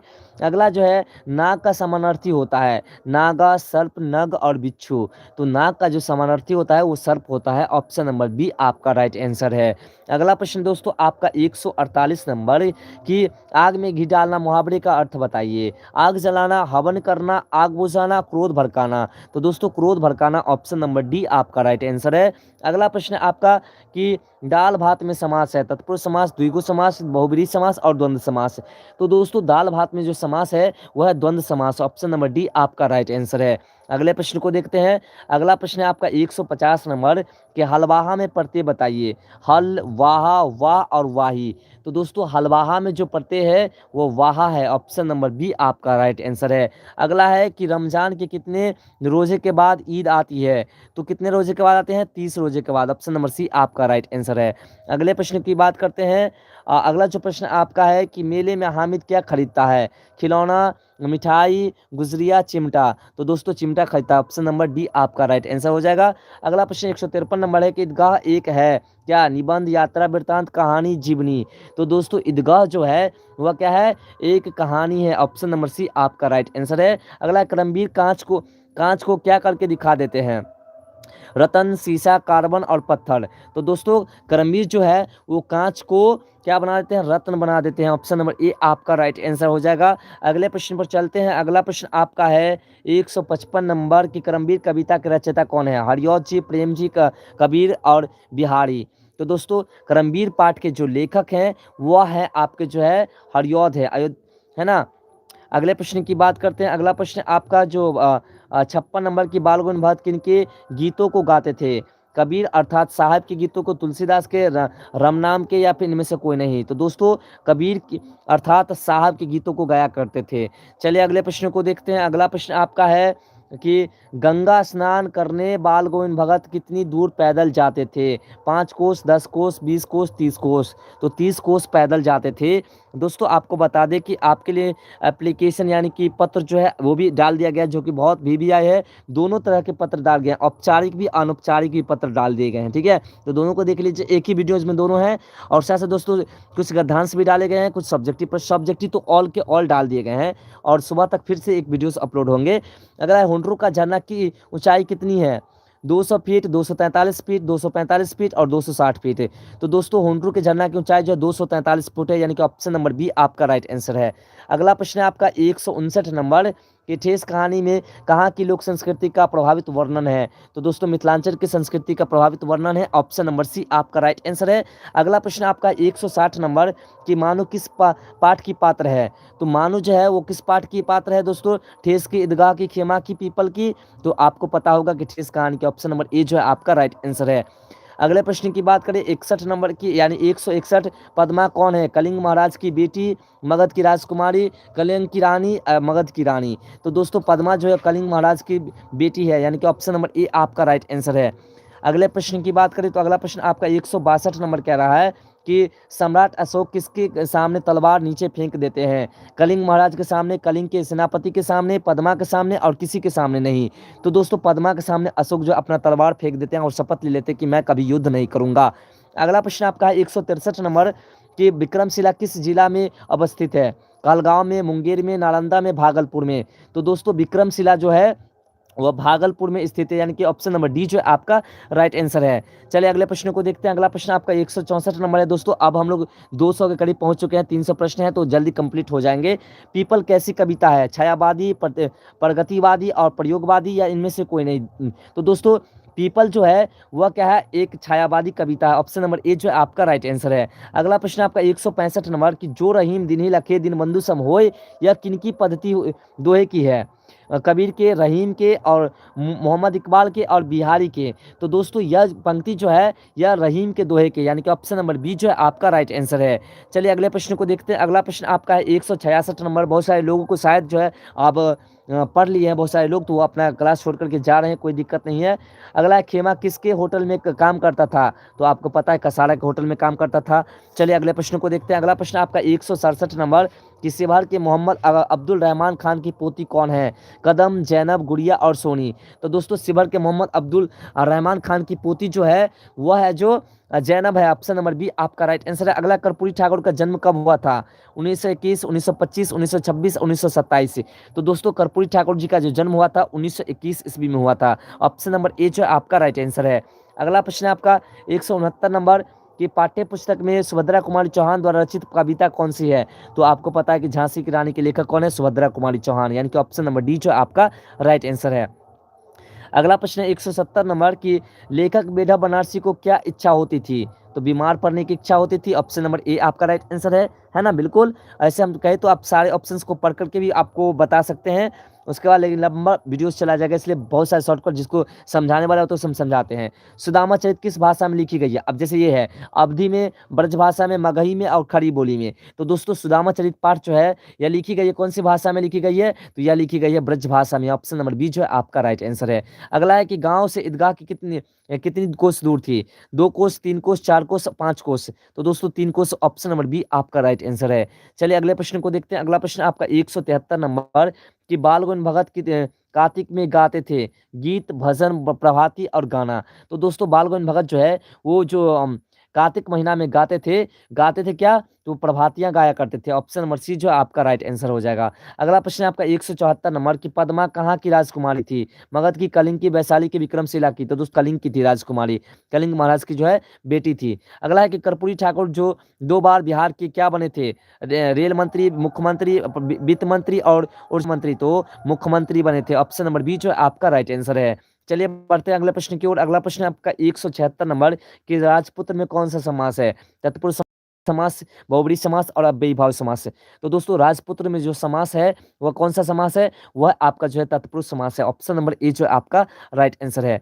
अगला प्रश्न आपका 177 नंबर कि पृथ्वी का पर्यायवाची शब्द क्या होता है? भू, भूमि, धरा और सभी। तो दोस्तों इसमें right answer option number D हो जाएगा, क्योंकि भू भी कहते हैं, भूमि भी कहते हैं और धरा भी कहते हैं पृथ्वी को। चलिए अगले प्रश्न को देखते हैं। अगला प्रश्न आपका 178 नंबर कि नीलकंठ में कौन सा समास है? तत्पुरुष समास, कर्मधारय समास, बहुब्रीहि समास और द्वंद्व समास। तो दोस्तों नीलकंठ में जो समास है वह क्या है? बहुब्रीहि समास है। ऑप्शन नंबर सी जो है आपका राइट आंसर है। अगला प्रश्न आपका कि गुरु का विलोम होता है लघु, शिक्षक, शिक्षा और कर्मचारी। तो गुरु का जो विलोम शब्द होता है दोस्तों वह कौन सा होता है? वह लघु होता है। लघु, लघु मतलब क्या होता है? छोटा भी होता है और छात्र भी होता है। अगला प्रश्न आपका 180 नंबर कहता है कि उत्कर्ष का विलोम शब्द क्या होगा? अनुष्कर्ष, निष्कर्ष, आकर्षक और अपकर्ष। तो दोस्तों उत्कर्ष का जो विलोम शब्द होगा दोस्तों वह क्या होगा? उत्कर्ष का विलोम शब्द होगा अपकर्ष होगा। ऑप्शन नंबर डी जो है आपका राइट आंसर है। अगला है कि नवग्रह समास बतावे तत्पुरुष समास, द्विगु समास, बहुब्रीहि समास और अव्ययीभाव समास। तो दोस्तों नवग्रह का जो समास है वह कौन सा समास है? द्विगु समास है। नव मतलब नौ, नौ की बात तो संख्यावाची है, जैसे कि मैं आपको बताया कि संख्यावाची। अगला जो प्रश्न द्विगु समास होता है। दोस्तों अगला जो प्रश्न है आपका कि पद्मासन में कौन सा समास है? द्वंद्व समास, कर्मधारय समास, बहुब्रीहि समास और तत्पुरुष समास। तो दोस्तों पद्मासन में जो समास है वह कौन सा समास है? वह है बहुब्रीहि समास। दोस्तों संपूर्ण सब्जेक्टिव प्रश्न का वीडियोस आपको ऑलरेडी मिल चुका है, कम्युनिटी पोस्ट में देखिएगा। उसका लिंक हम आज ने 2-3 दिन पहले वीडियो अपलोड हुआ है तो उसमें जो हम पोस्ट में डाल दिए हैं। और दोस्तों सुबह तक जो है फिर एक वीडियोस अपलोड होंगे और सुबह में जो आपके राइटर्स के नाम के साथ जो है संपूर्ण ऑब्जेक्टिव क्वेश्चन, मतलब राइटर्स से सिर्फ चैप्टर्स वाइज राइटर्स के नाम के साथ साथ जो है और प्रत्येक चैप्टर से जितने ऑब्जेक्टिव प्रश्न बनते हैं उन सभी का जो लाइव क्लास सुबह में चलेगा। तो उस लाइव क्लास में आप अवश्य जुड़िएगा। उस लाइव क्लास के बाद आपका जो है पूरी तरह से तैयारी सफल हो जाएगा। हवा के लिए पर्यायवाची शब्द है अनिल, अनल, अंगन, अनंग और अनूप। तो दोस्तों हवा के लिए जो पर्यायवाची शब्द है वह क्या है? वो अनिल है। ऑप्शन नंबर ए जो आपका राइट आंसर है। अगला प्रश्न दोस्तों आपका 184 नंबर कि दरवाजा कौन सी संज्ञा है? जातिवाचक, भाववाचक, द्रव्यवाचक और समूहवाचक। तो दोस्तों दरवाजा जो है वह क्या है? वह है जातिवाचक संज्ञा। ऑप्शन नंबर ए जो है आपका राइट आंसर है। अगला प्रश्न आपका 185 नंबर की 9 2 11 होना मुहावरे की किस अर्थ में प्रयुक्त होता है? वही खड़े रहना, भाग जाना, शक्तिशाली बनना और दोलबर बनना। तो भाग जाना ऑप्शन नंबर बी जो है आपका राइट आंसर है। अगला प्रश्न है आपका दोस्तों 186 नंबर प्रश्न है, कह रहा है कि चौकीदार कौन संज्ञा है? समूहवाचक, भाववाचक, जातिवाचक, द्रव्यवाचक। तो दोस्तों चौकीदार जो है वह क्या जातिवाचक है। ऑप्शन नंबर सी जो है आपका राइट आंसर है। अगला प्रश्न है आपका 187 नंबर कि नदी का पर्यायवाची शब्द निम्नलिखित में से कौन सा होगा? हस्ती, तालाब, झरना और टटनी। तो दोस्तों नदी का जो पर्यायवाची शब्द होगा वह टटनी होगा। ऑप्शन नंबर डी जो है आपका राइट आंसर है। अगले प्रश्न पर चलते हैं दोस्तों। अगला प्रश्न आपका 188 नंबर कि प्रत्येक का सही संधि विच्छेद कौन सा होगा? प्रत्येक का, प्रति प्लस एक या फिर प्रता प्लस एक या फिर प्रता प्लस एक या फिर प्रत्येक प्लस एक। तो दोस्तों प्रत्येक का जो संधि विच्छेद होगा वह क्या होगा? प्रति प्लस एक होगा। ऑप्शन नंबर ए जो है आपका राइट आंसर है। अगला प्रश्न 189 नंबर की वह पढ़ रहा है वाक्य में है क्या? सामान्य वर्तमान में, संदिग्ध वर्तमान में, अपूर्ण वर्तमान में और इनमें से कोई नहीं। तो वह पढ़ रहा है, वाक्य में है क्या? तो दोस्तों ऐसे स्पष्ट हो रहा है कि यह क्या है? अपूर्ण वर्तमान काल है। अगले प्रश्न की बात करें, अगला जो प्रश्न है आपका 190 नंबर कि बुढ़ापा शब्द व्याकरण के किस संज्ञा भेद के से संबंध है? जातिवाचक संज्ञा, भाववाचक संज्ञा, व्यक्तिवाचक संज्ञा और इनमें से कोई नहीं। तो दोस्तों बुढ़ापा शब्द जो है वो कौन सी संज्ञा है? वह जो है आपका भाववाचक संज्ञा, क्योंकि बुढ़ापा एक भाव है। अगले प्रश्न की बात करें, अगले 91 नंबर जो है 191 कि डंके की चोट पर कहना मुहावरे का अर्थ बतावे। सुख शोर शराबा करना, अस्वाभाविक बातें करना, सबके सामने घोषित करना और ऊंचे स्वर में चिल्लाना। तो दोस्तों डंके की चोट पर कहना का जो अर्थ होता है वह क्या होता है? सबके सामने घोषित करना, सबके सामने जैसे अपमान करते हैं ना। अगला प्रश्न है आपका 192 नंबर की निम्नलिखित में कौन शब्द पुल्लिंग है? दया, धरना, जड़ता और बुढ़ापा। तो दोस्तों निम्नलिखित में जो पुल्लिंग शब्द है, पुल्लिंग वह है बुढ़ापा। ऑप्शन नंबर डी जो है आपका राइट आंसर है। अगला 193 नंबर प्रश्न है कि कौन सा शब्द सदा बहुवचन में प्रयुक्त होता है? प्राण, शिशु, भक्ति और पुस्तक। तो दोस्तों बहुवचन में जो हमेशा प्रयोग होने वाला वर्ड है यानी कि शब्द है वह कौन सा है? वह शब्द है दोस्तों आपका जो है प्राण है। ऑप्शन नंबर ए जो है आपका राइट आंसर है। अगले प्रश्न की बात करें दोस्तों 194 नंबर प्रश्न की, तो क्या निम्नलिखित वाक्य में वचन का सही प्रयोग हुआ है? मेरी होश उड़ गई, या फिर हमारे होश उड़ गई, या फिर मेरे होश उड़ गए, या फिर मैं होश उड़ गए। तो इसमें कौन सा है सही? सही शब्द को चुनना है इसमें से। तो मेरे होश उड़ गए ऑप्शन नंबर सी जो है वह बिल्कुल सही है। अगले प्रश्न की बात करें 195 नंबर प्रश्न की, तो कह रहा है भूख लिंग है, स्त्रीलिंग, पुल्लिंग, नपुंसकलिंग और विधिलिंग। तो दोस्तों भूख जो है उसका अर्थ क्या होता है? खराब, विकसित, काम, तंत्र। तो दोस्तों उन्नत का जो होता है वह विकास होता है। ऑप्शन नंबर बी आपका राइट आंसर है।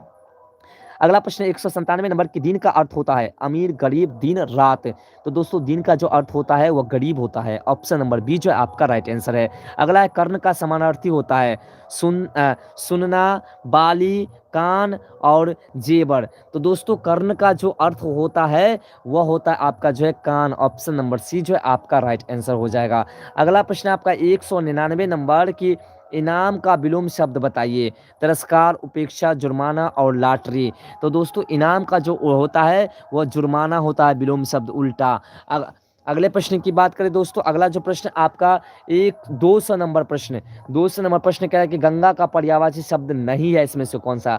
भागीरथी, मंदाकिनी, सुरसरी और सरिता। तो दोस्तों गंगा का जो पर्यायवाची शब्द इसमें से नहीं है वह है सरिता, ठीक है, क्योंकि यह नदी का है। अगला प्रश्न है 201 नंबर की मेले में हामिद के पास कुल कितने पैसे थे? तो आपको तो डायरेक्ट पता होगा कि 3 पैसे थे। ऑप्शन नंबर सी जो आपका राइट आंसर है। अगला प्रश्न दोस्तों आपका 202 नंबर की ईदगाह कहानी किन की रचना है? तो पता है आपको ईदगाह कहानी के लेखक कौन है? प्रेमचंद जी हैं। ऑप्शन नंबर बी जो है आपका राइट आंसर है।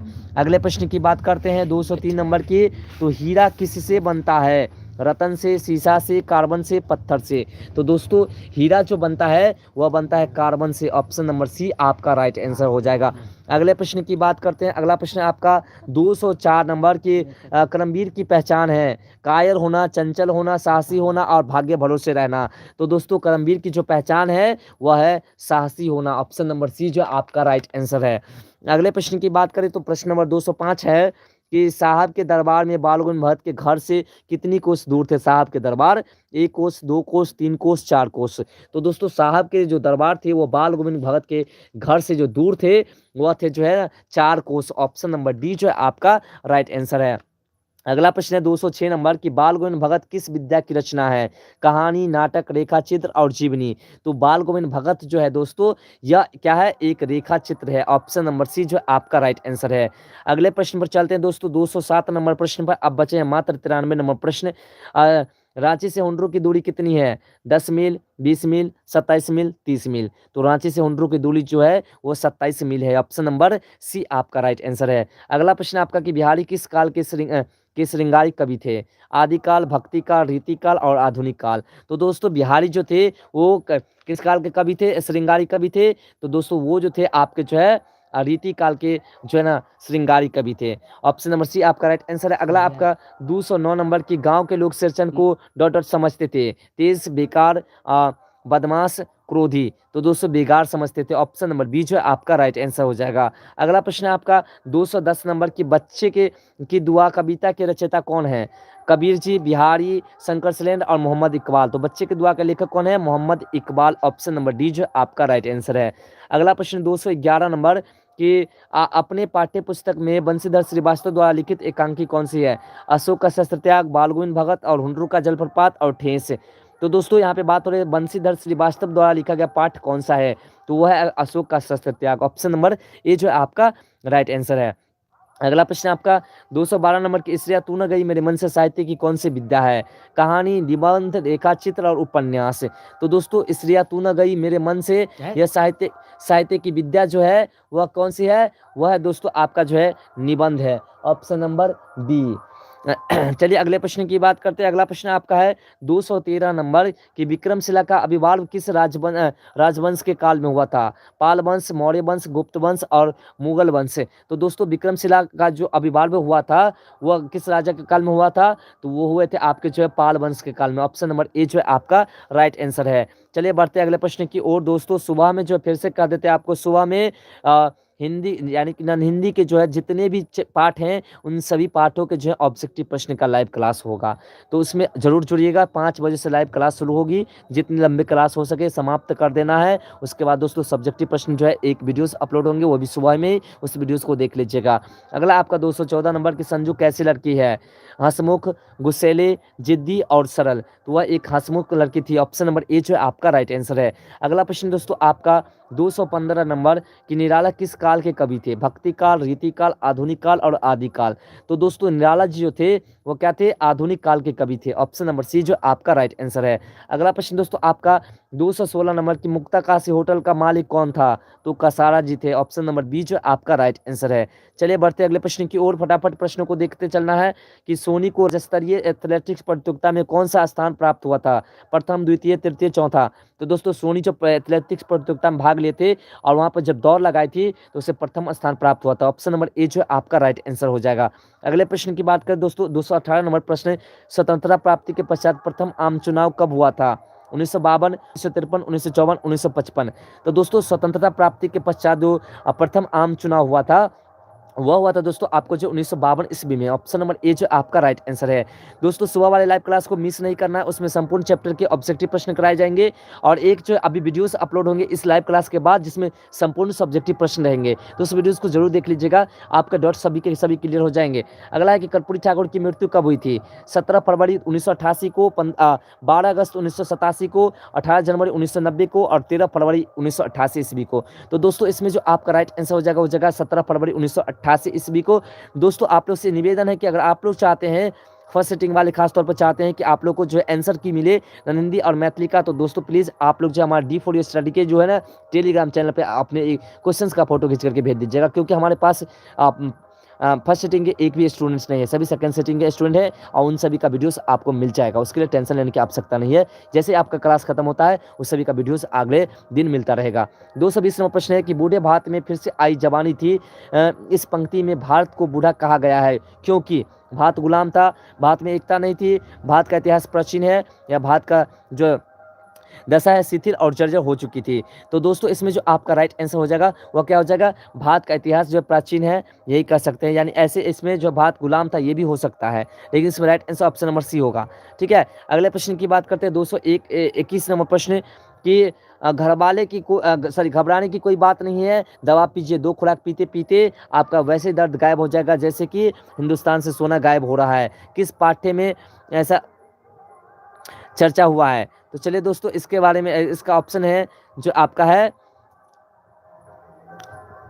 ठेस में, खेमा में, चिकित्सा के चक्कर में और कोई नहीं। तो दोस्तों इसमें जो आपका राइट आंसर हो जाएगा वो हो जाएगा आपका जो है ऑप्शन नंबर सी, चिकित्सा के चक्कर पाठ में। चलिए अगले प्रश्न की बात करते हैं दोस्तों। अगला जो प्रश्न आपका प्रश्न नंबर 222, प्रश्न नंबर 222 दोस्तों आपका कह रहा है कि सुदामा चरित के रचयिता कौन है? नरोत्तम दास, कुंभादास, सूरदास और तुलसीदास। तो दोस्तों इसमें जो आपका राइट आंसर है वह आपका ऑप्शन नंबर ए, नरोत्तम दास। तो दोस्तों दोस्तों बढ़ते अगले प्रश्न की ओर। अगला प्रश्न आपका 223 नंबर प्रश्न है आपका कि ठेस एक डॉट डॉट एक है आंचलिक कहानी, मनोरंजक कहानी, ऐतिहासिक कहानी और जासूसी कहानी। इसमें जो दोस्तों आपका राइट आंसर है वो आपका ऑप्शन नंबर ए आंचलिक कहानी है। चलिए अगले प्रश्न की ओर बढ़ते हैं। अगला प्रश्न आपका 224 नंबर प्रश्न है कि जिस सेना ने तुम्हारे पिता, भाई और पुत्र और पति की हत्या की है वह तुम्हारे सामने खड़ी है, यह किसका कथन है? सम्राट अशोक का, पद्मा का, कलिंग के महाराज का और कलिंग के सेनापति का। तो दोस्तों इसमें जो आपका राइट आंसर हो जाएगा आपका ऑप्शन नंबर ए सम्राट अशोक का। चलिए बढ़ते हैं अगले प्रश्न की ओर।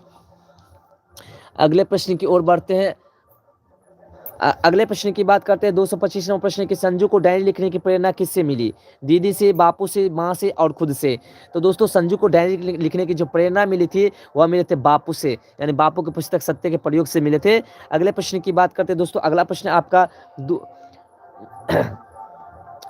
नीरस का संधि विच्छेद करें। तो नीरस का संधि विच्छेद नी प्लस रस या फिर नी प्लस रस या फिर नी प्लस रस या फिर नी प्लस रस। तो दोस्तों नीरस का जो संधि विच्छेद होता है वो होता है नी प्लस रस होता है। चलिए अगले प्रश्न की बात करते हैं दोस्तों। अगला जो प्रश्न आपका 227 नंबर प्रश्न है कि निम्नलिखित में उपयुक्त वाक्य कौन सा है?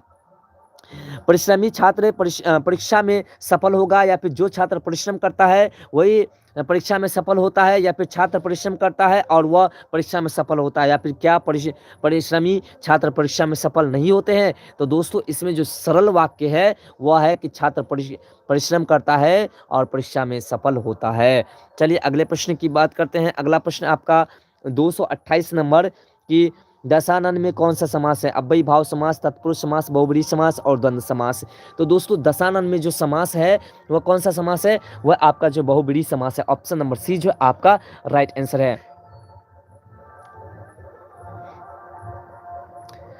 चलिए अगले प्रश्न की बात करते हैं दोस्तों। अगला प्रश्न आपका 229 नंबर की निम्नलिखित में व्यंजन संधि का उदाहरण कौन है? देवेंद्र, प्रत्युपकार या फिर नवरे या फिर उद्गम। तो दोस्तों इसमें जो है संधि का जो उदाहरण है, व्यंजन संधि का जो उदाहरण है दोस्तों 229 नंबर प्रश्न में वह है उद्गम है। ऑप्शन नंबर डी जो है आपका राइट आंसर है। चलिए बढ़ते हैं अगले प्रश्न की ओर। दोस्तों आप लोग जो है सुबह वाले क्लास को मिस नहीं करना, फिर से आपको कह देते हैं उसमें जो संपूर्ण चैप्टर के ऑब्जेक्टिव प्रश्न बताए जाएंगे। अगला प्रश्न आपका कि नदी का पर्यायवाची शब्द निम्न से कौन सा है? हस्ती, तालाब, झरना और टटनी।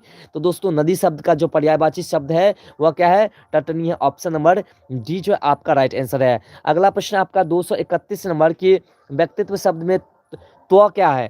त्व जो है वह क्या है? संज्ञा है, सर्वनाम है, उपसर्ग है और प्रत्यय है। तो दोस्तों त्व जो है त्व क्या है? त्व जो है वो प्रत्यय है। प्रत्यय बताए थे कि लास्ट में जो लगता है वह प्रत्यय है और शुरू में जो लगता है वह उपसर्ग है। अगला है कि कमल का पर्यायवाची शब्द निम्न में से कौन सा है? कमल का पर्यायवाची शब्द इसमें कौन सा है? आकाश, पाताल, जल और पंकज। तो दोस्तों इसमें जो आपका राइट आंसर हो जाएगा आपका 233 नंबर प्रश्न है कि मुंह छिपाना मुहावरे का सही अर्थ निम्न में से कौन सा है? मुंह ढकना, मुंह को मोड़ लेना, या फिर लज्जित होना, या फिर मुंह नहीं दिखाना। तो लज्जित होना ऑप्शन नंबर सी जो है आपका राइट आंसर है। बढ़ते हैं दोस्तों अगले प्रश्न की ओर। अभी दोस्तों सब्जेक्टिव प्रश्न का वीडियो अपलोड होगा, जैसे ये लाइव क्लास समाप्त होगी एक संपूर्ण सब्जेक्टिव प्रश्न अपलोड होगा, और अगर आप लोग चाहेंगे तो सब्जेक्टिव प्रश्न का लाइव क्लास भी हो सकता है लेकिन सुबह में। 234 नंबर प्रश्न की मोटापा शब्द में सही प्रत्यय कौन सा है? आपा, टापा, पा और मोटा। तो दोस्तों मोटापा में जो प्रत्यय है वो कौन सा प्रत्यय है? इसमें प्रत्यय है आपका जो है पा है। ऑप्शन नंबर सी जो आपका राइट आंसर है। अगले प्रश्न को देखते हैं दोस्तों। अगला प्रश्न आपका 235 नंबर की अल्प का विलोम शब्द है ज्यादा, कम, अनल्प और थोड़ा। तो दोस्तों अल्प का जो विलोम शब्द है वह कौन सा है? अनल्प है। ऑप्शन नंबर सी जो आपका राइट आंसर है। तो बढ़ते हैं दोस्तों अगले प्रश्न की ओर। अगला प्रश्न आपका 236 नंबर की संज्ञा, सर्वनाम, विशेषण और क्रिया के जिस रूप में से संज्ञा का बोध हो उसे क्या कहते हैं? वचन, विकारी, विकार और कहता। तो दोस्तों इस सर्वनाम और संज्ञा और विशेषण का जो जिस क्रिया से बोध होती है उसे क्या कहते हैं? उसे कहते हैं दोस्तों जो आपका वचन कहते हैं। ऑप्शन नंबर ए आपका राइट आंसर हो जाएगा। तो चलिए बढ़ते हैं अगले प्रश्न की ओर। अगला प्रश्न दोस्तों आपका 237 नंबर की पवन का संधि विच्छेद है प प्लस वन, पा प्लस वन, पो प्लस अन या फिर प प्लस अन। तो दोस्तों पवन का जो संधि विच्छेद है वह क्या है? पो प्लस अन। ऑप्शन नंबर सी जो आपका राइट आंसर है। अगले प्रश्न की बात करते हैं दोस्तों। अगला प्रश्न है 238 नंबर प्रश्न है कि उपसर्ग में से जो शब्द बना है वह है उद्धार, उत्कट, उपहार और उदंड। तो दोस्तों उप से जो बना है उपहार बना है, ऑप्शन नंबर सी जो आपका राइट आंसर है।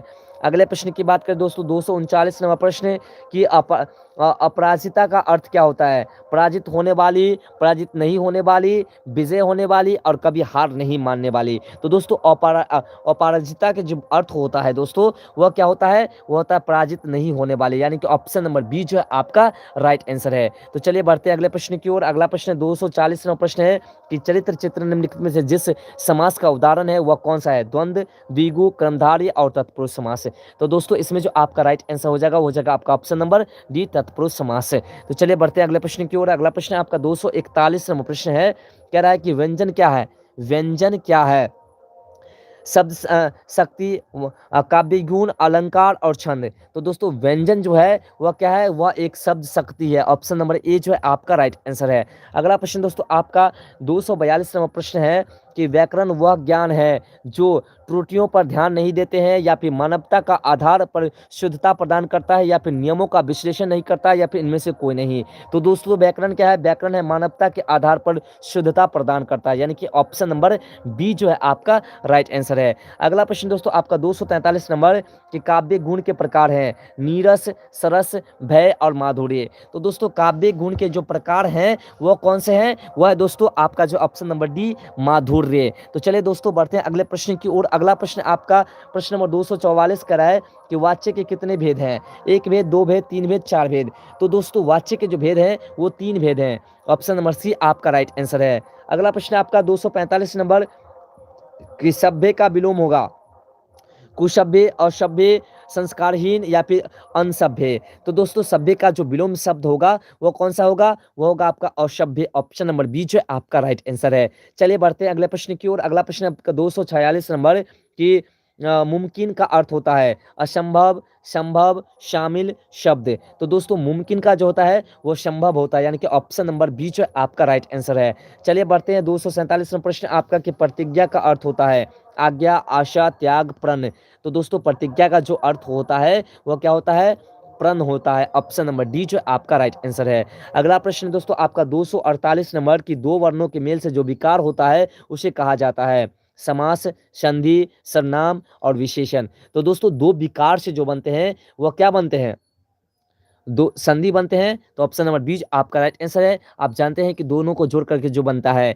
चलिए अगले प्रश्न की बात करते हैं दोस्तों। अगला प्रश्न आपका 249 नंबर की नव पुरुष का समास बताइए तत्पुरुष, कर्मधारय, बहुब्रीहि और द्वंद्व। तो दोस्तों नव पुरुष का जो समास होगा वह क्या होगा? कर्मधारय समास होगा, यानी कि ऑप्शन नंबर बी जो आपका राइट आंसर है। तो दोस्तों हम लोग पहुंच चुके हैं, अब जो है 50 प्रश्न मात्र बचे हुए हैं इसके बाद, है ना।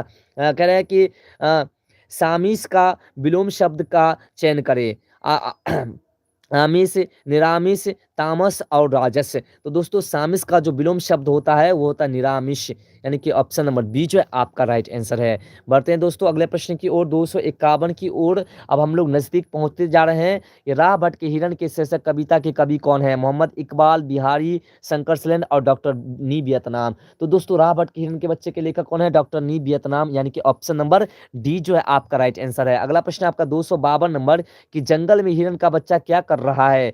खेल रहा है, राह भटक गया है, माँ से बिछड़ गया था और झुंड में खो गया था। तो दोस्तों इसमें जो जेन्युइन आंसर होगा, इसमें दो तरह से आंसर आपको महसूस हो रहा होगा। तो इसमें जो राइट आंसर है वो माँ से बिछड़ गया था। यहाँ पे राह भटक गया ये भी हो सकता था जब दोनों का आंसर होता तब, दो दिया होता तब, है ना। अभी यहाँ पे माँ से बिछड़ गया था, तो ऑप्शन नंबर बी सी जो आपका राइट आंसर है। बी भी हो सकता है दोस्तों, ऐसी बात नहीं है, लेकिन यहाँ पे मुख्य रूप से सी होगा। अगला है कि हिरण के बच्चे के लिए कौन दुखी है? उसकी माँ, उसके दोस्त, कवि और उसके दुश्मन। तो दोस्तों कवि जी उसके जो है ना दुखी है। तो चलिए अगले प्रश्न की बात करते हैं। अगला जो प्रश्न है आपका प्रश्न नंबर 254। दोस्तों क्लास जो आपका अब देखते समाप्त होने वाले हैं। यहाँ 254 नंबर प्रश्न पर पहुंच चुके हैं, 300 प्रश्न है टोटल। और जो है सुबह वाले क्लास को मिस नहीं करना, सुबह वाले 5 बजे आपको जुड़ जाना है। 5 बजे जो है प्रत्येक चैप्टर्स के ऑब्जेक्टिव क्वेश्चंस को बताना है, तो आप लोग जुड़े रहिएगा ना। अगला है कि राह भट के हिरण के बच्चे को कैसी कविता है? मनोवैज्ञानिक, अत्यंत मार्मिक, व्यंग्यात्मक और देशभक्ति। तो दोस्तों राह भट के हिरण के बच्चे यह जो कविता है वो क्या अत्यंत मार्मिक है। ऑप्शन नंबर बी जो है आपका राइट आंसर है। चलिए अगले प्रश्न की बात करते हैं। अगला प्रश्न है 255 नंबर, कह रहे हैं कि कवि हिरण शावक को क्या दिलासा दे रहा था? तू अभी सो जा, बांस के वन और अकवन की हवा लोरी सुनाएगी, सुबह तुम्हें तुम्हारी माँ मिल जाएगी, उपयुक्त तीन। तो दोस्तों इसमें राइट आंसर ऑप्शन में से जो है डी, उपयुक्त में से तीनों। चलिए अगले प्रश्न की बात करते हैं। 256 नंबर प्रश्न है कि लेखक को बार बार पेट दर्द क्यों हो रहा था? गरिष्ठ खाना खाने से, अनपच से, दांत में पैड़िया होने से और भयंकर बीमारी होने से। तो दोस्तों लेखक को जो बार बार दर्द हो रहे थे वो हो रहे थे गरिष्ठ भोजन खाने से, अधिक भोजन खाने के कारण ऐसा हो रहा था। तो गुड इवनिंग सभी को, जो अभी जुड़ रहे हैं उन सभी को भी गुड इवनिंग, और जो पहले से जुड़े उन सभी को गुड इवनिंग। अब तो देखिए आपका समय जो है कितने आगे बढ़ चुके हैं, है ना। अब जो है सुबह वाले क्लास में आप जुड़ करके थोड़ा सा उसका फ़ायदा उठा लीजिएगा, और अभी जो क्लास है इस क्लास को जो है ना, इस क्लास को जो है आप खत्म होने के बाद फिर से देख लीजिएगा तो आपको समझ में आ जाएगा, है ना। चिकित्सा का चक्कर शीर्षक पाठ साहित्य की कौन सी विद्या है? कहानी, संस्मरण है, लेखक है और व्यंग्य है। तो दोस्तों ये हास्य व्यंग्य, ऑप्शन नंबर डी जो है आपका राइट आंसर है। ठीक है, चलिए बढ़ते हैं अगले प्रश्न की ओर। अगला प्रश्न आपका 258 नंबर के, लेखक को किस समय भोजन कर लेने की आदत थी? सुबह में, दोपहर में, शाम में, रात में? तो शाम में उसे भोजन करने की आदत थी। चलिए अगले प्रश्न की ओर बढ़ते हैं दोस्तों। अगला प्रश्न है आपका प्रश्न नंबर 259, लेखक को पेट दर्द से रात में कितने बजे नींद खुली? 1 बजे, 2 बजे, 3 बजे, 4 बजे? तो दोस्तों लेखक को जो पेट दर्द से जो नींद खुली थी वो 3 बजे खुले थे। ऑप्शन नंबर सी जो आपका राइट आंसर है। अगला प्रश्न 260 नंबर, कि लोगों की सलाह पर चूहानाथ कतरजी को बुलाया गया। ये थे भाई, वैद्य, डॉक्टर, पड़ोसी। तो दोस्तों चूहानाथ कतरजी जो थे वो क्या थे? डॉक्टर थे। ऑप्शन नंबर सी जो है आपका राइट आंसर है। चलिए बढ़ते हैं अगले प्रश्न की ओर। अगला प्रश्न है आपका 261 नंबर, कहता है कि श्री कृष्ण ने सुदामा को कुछ न देकर के कैसे वैभव संपन्न कर दिया? भाई को, बेटे को, नौकरों को और उनकी पत्नी को। तो किसे दिए थे वो धन दौलत? कृष्ण तो सुदामा को कुछ नहीं दिए, तो उन्होंने उनकी पत्नी को दिए थे, उनके घर पर जाकर दिए थे ना। तो ऑप्शन नंबर डी आपका राइट आंसर है। अगला प्रश्न आपका है 262 नंबर, कि सुदामा चरित्र गद्य की कौन सी विद्या है? संस्मरण है, कहानी है, कविता है और रेखा चित्र है? तो दोस्तों सुदामा जो है, सुदामा पाठ वह क्या है?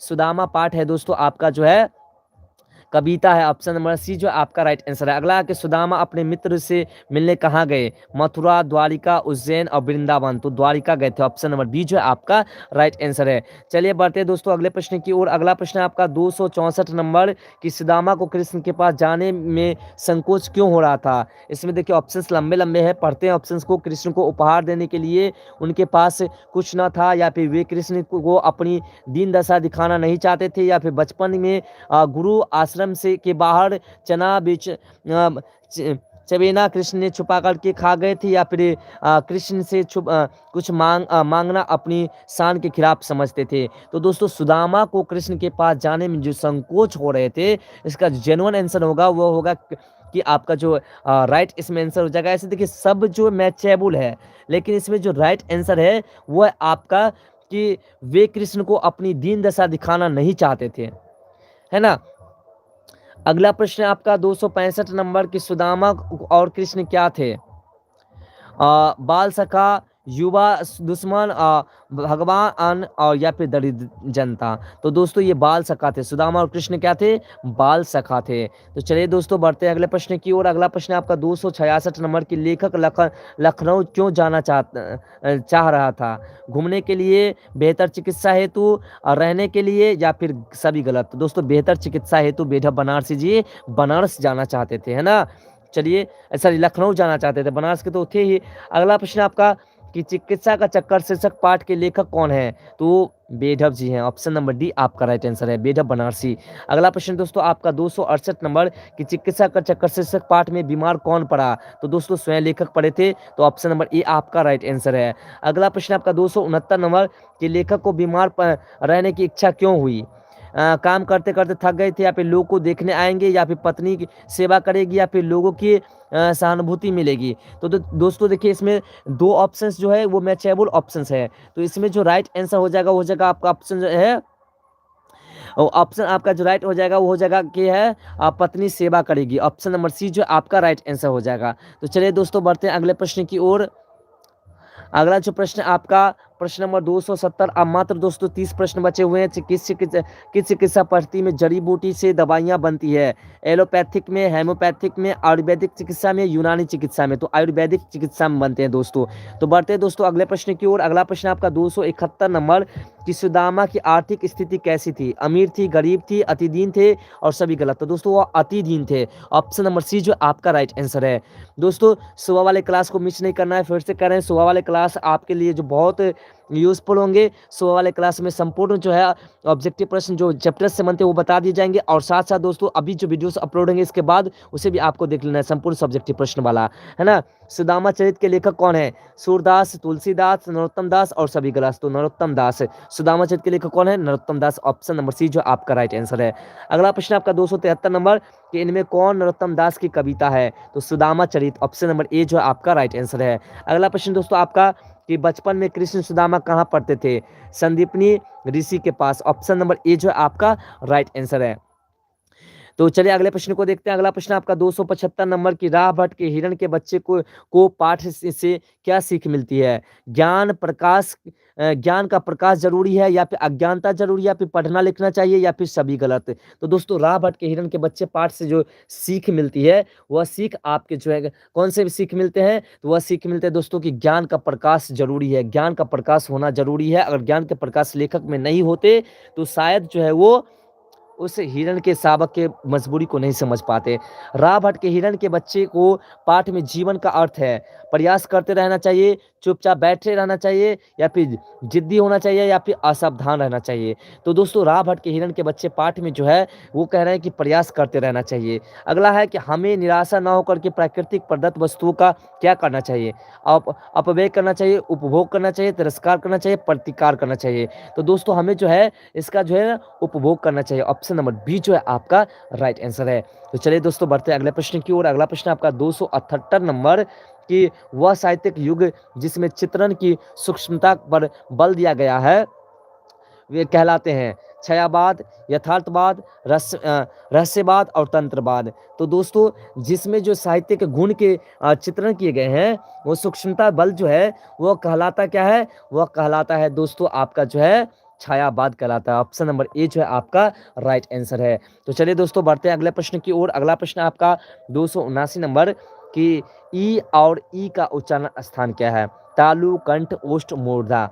तो दोस्तों ई आप कहाँ से बोलते हैं? ऐसे समझ सकते हैं कि कंठ से बोलते हैं ई। तो ऑप्शन नंबर बी आपका राइट आंसर है। अगला है कि इनमें किसका उच्चारण स्थान कंठ से नहीं है? अ, ख, विसर्ग, त। तो दोस्तों इनमें से जिसका कंठ से उच्चारण नहीं है वह कौन सा वर्ड है? वो त है। तो कंठ से नहीं बोलते हैं। अगला प्रश्न दोस्तों आपका 281 नंबर, की थोड़ा डॉट डॉट वाचक विशेषण है। परिमाणवाचक विशेषण, संख्यावाचक विशेषण, गुणवाचक विशेषण और व्यक्तिवाचक विशेषण। तो दोस्तों थोड़ा जो है वो कौन सा विशेषण है? वह है दोस्तों आपका जो परिमाणवाचक विशेषण है। अगला कि परिमाणवाचक विशेषण कौन सा है? चार, अच्छा, पीला, थोड़ा। तो यहाँ पर साफ दिखाई दे रहा है थोड़ा है। ऑप्शन नंबर डी आपका राइट आंसर है। तो बढ़ते दोस्तों अगले प्रश्न की ओर। अगला प्रश्न आपका 283 नंबर, की मनोबल में कौन सी संधि है? विसर्ग संधि, व्यंजन संधि, दीर्घ संधि और स्वर संधि। तो दोस्तों मनोबल में जो संधि है वो कौन सी संधि है? विसर्ग संधि है। ऑप्शन नंबर ए जो है आपका राइट आंसर है। बढ़ते दोस्तों अगले प्रश्न की ओर फटाफट। अगला प्रश्न आपका कि अधिक है गुणवाचक विशेषण, परिमाणवाचक विशेषण, संख्यावाचक विशेषण और सर्वनामिक विशेषण। तो दोस्तों अधिक क्या है? अधिक जो है आपका वह है परिमाणवाचक विशेषण। अगला प्रश्न दोस्तों आपका 285 नंबर के अर्थ के आधार पर शब्द के भेद अंतर्गत है। सार्थक, निरर्थक, ए और बी दोनों, और इनमें से कोई नहीं। तो दोस्तों इसमें जो आपका राइट आंसर हो जाएगा वो ए और बी दोनों, यानी कि सार्थक और निरर्थक दोनों होते हैं। अगला प्रश्न दोस्तों आपका गिटक है। निरर्थक शब्द, सार्थक शब्द, यौगिक शब्द और रूढ़ शब्द। तो दोस्तों टक जो है वो कौन सा शब्द है? वह है निरर्थक शब्द है, यानी कि ऑप्शन नंबर ए जो है आपका राइट आंसर है। चलिए दोस्तों बढ़ते हैं अगले प्रश्न की ओर। अगला जो प्रश्न आपका दोस्तों 287 नंबर प्रश्न है कि निरर्थक शब्द इसमें से कौन-सा है? वंडा, अग्नि, किताब और कुर्ता। तो दोस्तों इसमें जो निरर्थक शब्द है वह क्या है? वंडा है। ऑप्शन नंबर ए जो आपका राइट आंसर है। बढ़ते हैं दोस्तों अगले प्रश्न की ओर। अगला प्रश्न आपका 288 नंबर। अब हम लोग समाप्त होने के कगार पर पहुँच चुके हैं कि सार्थक शब्द इसमें से कौन आता है? तृप्ति, आँसू, कलम और उपयुक्त में से सभी। तो दोस्तों इसमें जो सार्थक शब्द है वह क्या है? उपयुक्त सभी है। ऑप्शन नंबर डी आपका राइट आंसर है। अगला प्रश्न आपका 289 नंबर के सार्थक शब्द नहीं है इसमें से कौन-सा? दशानन, वक, जल, हवा। तो दोस्तों इसमें सार्थक शब्द जो नहीं है वह कौन-सा है? वह आपका वक है। ऑप्शन नंबर बी जो है आपका राइट आंसर है। अगला प्रश्न 290 नंबर कि सोना कौन-सी संज्ञा है? भाववाचक संज्ञा, जातिवाचक संज्ञा, द्रव्यवाचक संज्ञा और व्यक्तिवाचक संज्ञा। तो सोना जो है दोस्तों वह कौन-सी संज्ञा है? द्रव्यवाचक संज्ञा। ऑप्शन नंबर सी जो है आपका राइट आंसर है। अगला प्रश्न दोस्तों 291 नंबर। अब मात्र 9 प्रश्न रह गए दोस्तों, तो चलते जल्दी समाप्त कर देते हैं। द्रव्यवाचक संज्ञा इसमें से कौन-सा है? पानी, चीनी, तेल और उपयुक्त में से सभी। तो दोस्तों उपयुक्त में से सभी द्रव्यवाचक है, क्योंकि इसे हम माप तौल सकते हैं लेकिन गिन नहीं सकते हैं। अगला प्रश्न दोस्तों आपका 292 नंबर की द्रव्यवाचक संज्ञा इसमें से कौन-सा नहीं है? लोहा, पीतल, प्रेम, तांबा। तो दोस्तों देखिए लोहा, पीतल और तांबा तो द्रव्यवाचक है, लेकिन प्रेम क्या है? भाववाचक संज्ञा है। तो ऑप्शन नंबर सी जो है आपका राइट आंसर है। अगला प्रश्न दोस्तों आपका कि चांदी कौन सी संज्ञा है? भाववाचक संज्ञा, जातिवाचक संज्ञा, द्रव्यवाचक संज्ञा और समूहवाचक संज्ञा। तो दोस्तों चांदी जो है वो कौन सी संज्ञा है? वह जो है द्रव्यवाचक संज्ञा। ऑप्शन नंबर सी जो है आपका राइट आंसर है। तो चलिए बढ़ते हैं अगले प्रश्न की ओर। अगला प्रश्न आपका 294 नंबर कि जिस संज्ञा शब्द से किसी व्यक्ति के गुण, अवगुण आदि धर्म का बोध होता है उसे कहते हैं कौन सी संज्ञा? व्यक्तिवाचक संज्ञा, भाववाचक संज्ञा, द्रव्यवाचक संज्ञा और जातिवाचक संज्ञा। तो उसे क्या कहते हैं दोस्तों? भाववाचक संज्ञा कहते हैं। गुण हो या अवगुण हो, खुशी हो या गम हो, दोष हो, क्या होते हैं? भाव प्रकट करते हैं ना। अगला प्रश्न दोस्तों आपका 295 नंबर की प्रेम है। भाववाचक संज्ञा, व्यक्तिवाचक संज्ञा, समूहवाचक संज्ञा और द्रव्यवाचक संज्ञा। तो दोस्तों प्रेम क्या है? भाववाचक संज्ञा। ऑप्शन नंबर ए जो है आपका राइट आंसर है। तो बढ़ते दोस्तों अगले प्रश्न की ओर। अब हमारे प्रश्न समाप्त होने वाले हैं। अगला है कि अथ का विलोम शब्द होता है। तो अथ का जो विलोम शब्द होता है ऑप्शन है अनथ, इति, पथ और साथ। तो दोस्तों अथ का जो विलोम शब्द होता है वह क्या होता है? इति होता है। ऑप्शन नंबर बी जो है आपका राइट आंसर है। अगला प्रश्न दोस्तों आपका प्रश्न नंबर 97 कि शुष्क का विलोम होता है गीला, तरल, पानी, आर्द्र। तो दोस्तों शुष्क का जो विलोम शब्द होता है वह आर्द्र होता है। ऑप्शन नंबर डी जो है आपका राइट आंसर है। तो दोस्तों अब है 98 नंबर प्रश्न कि सशब्द का विलोम होता है क्षणिक, पल, मिनट और अशाश्वत।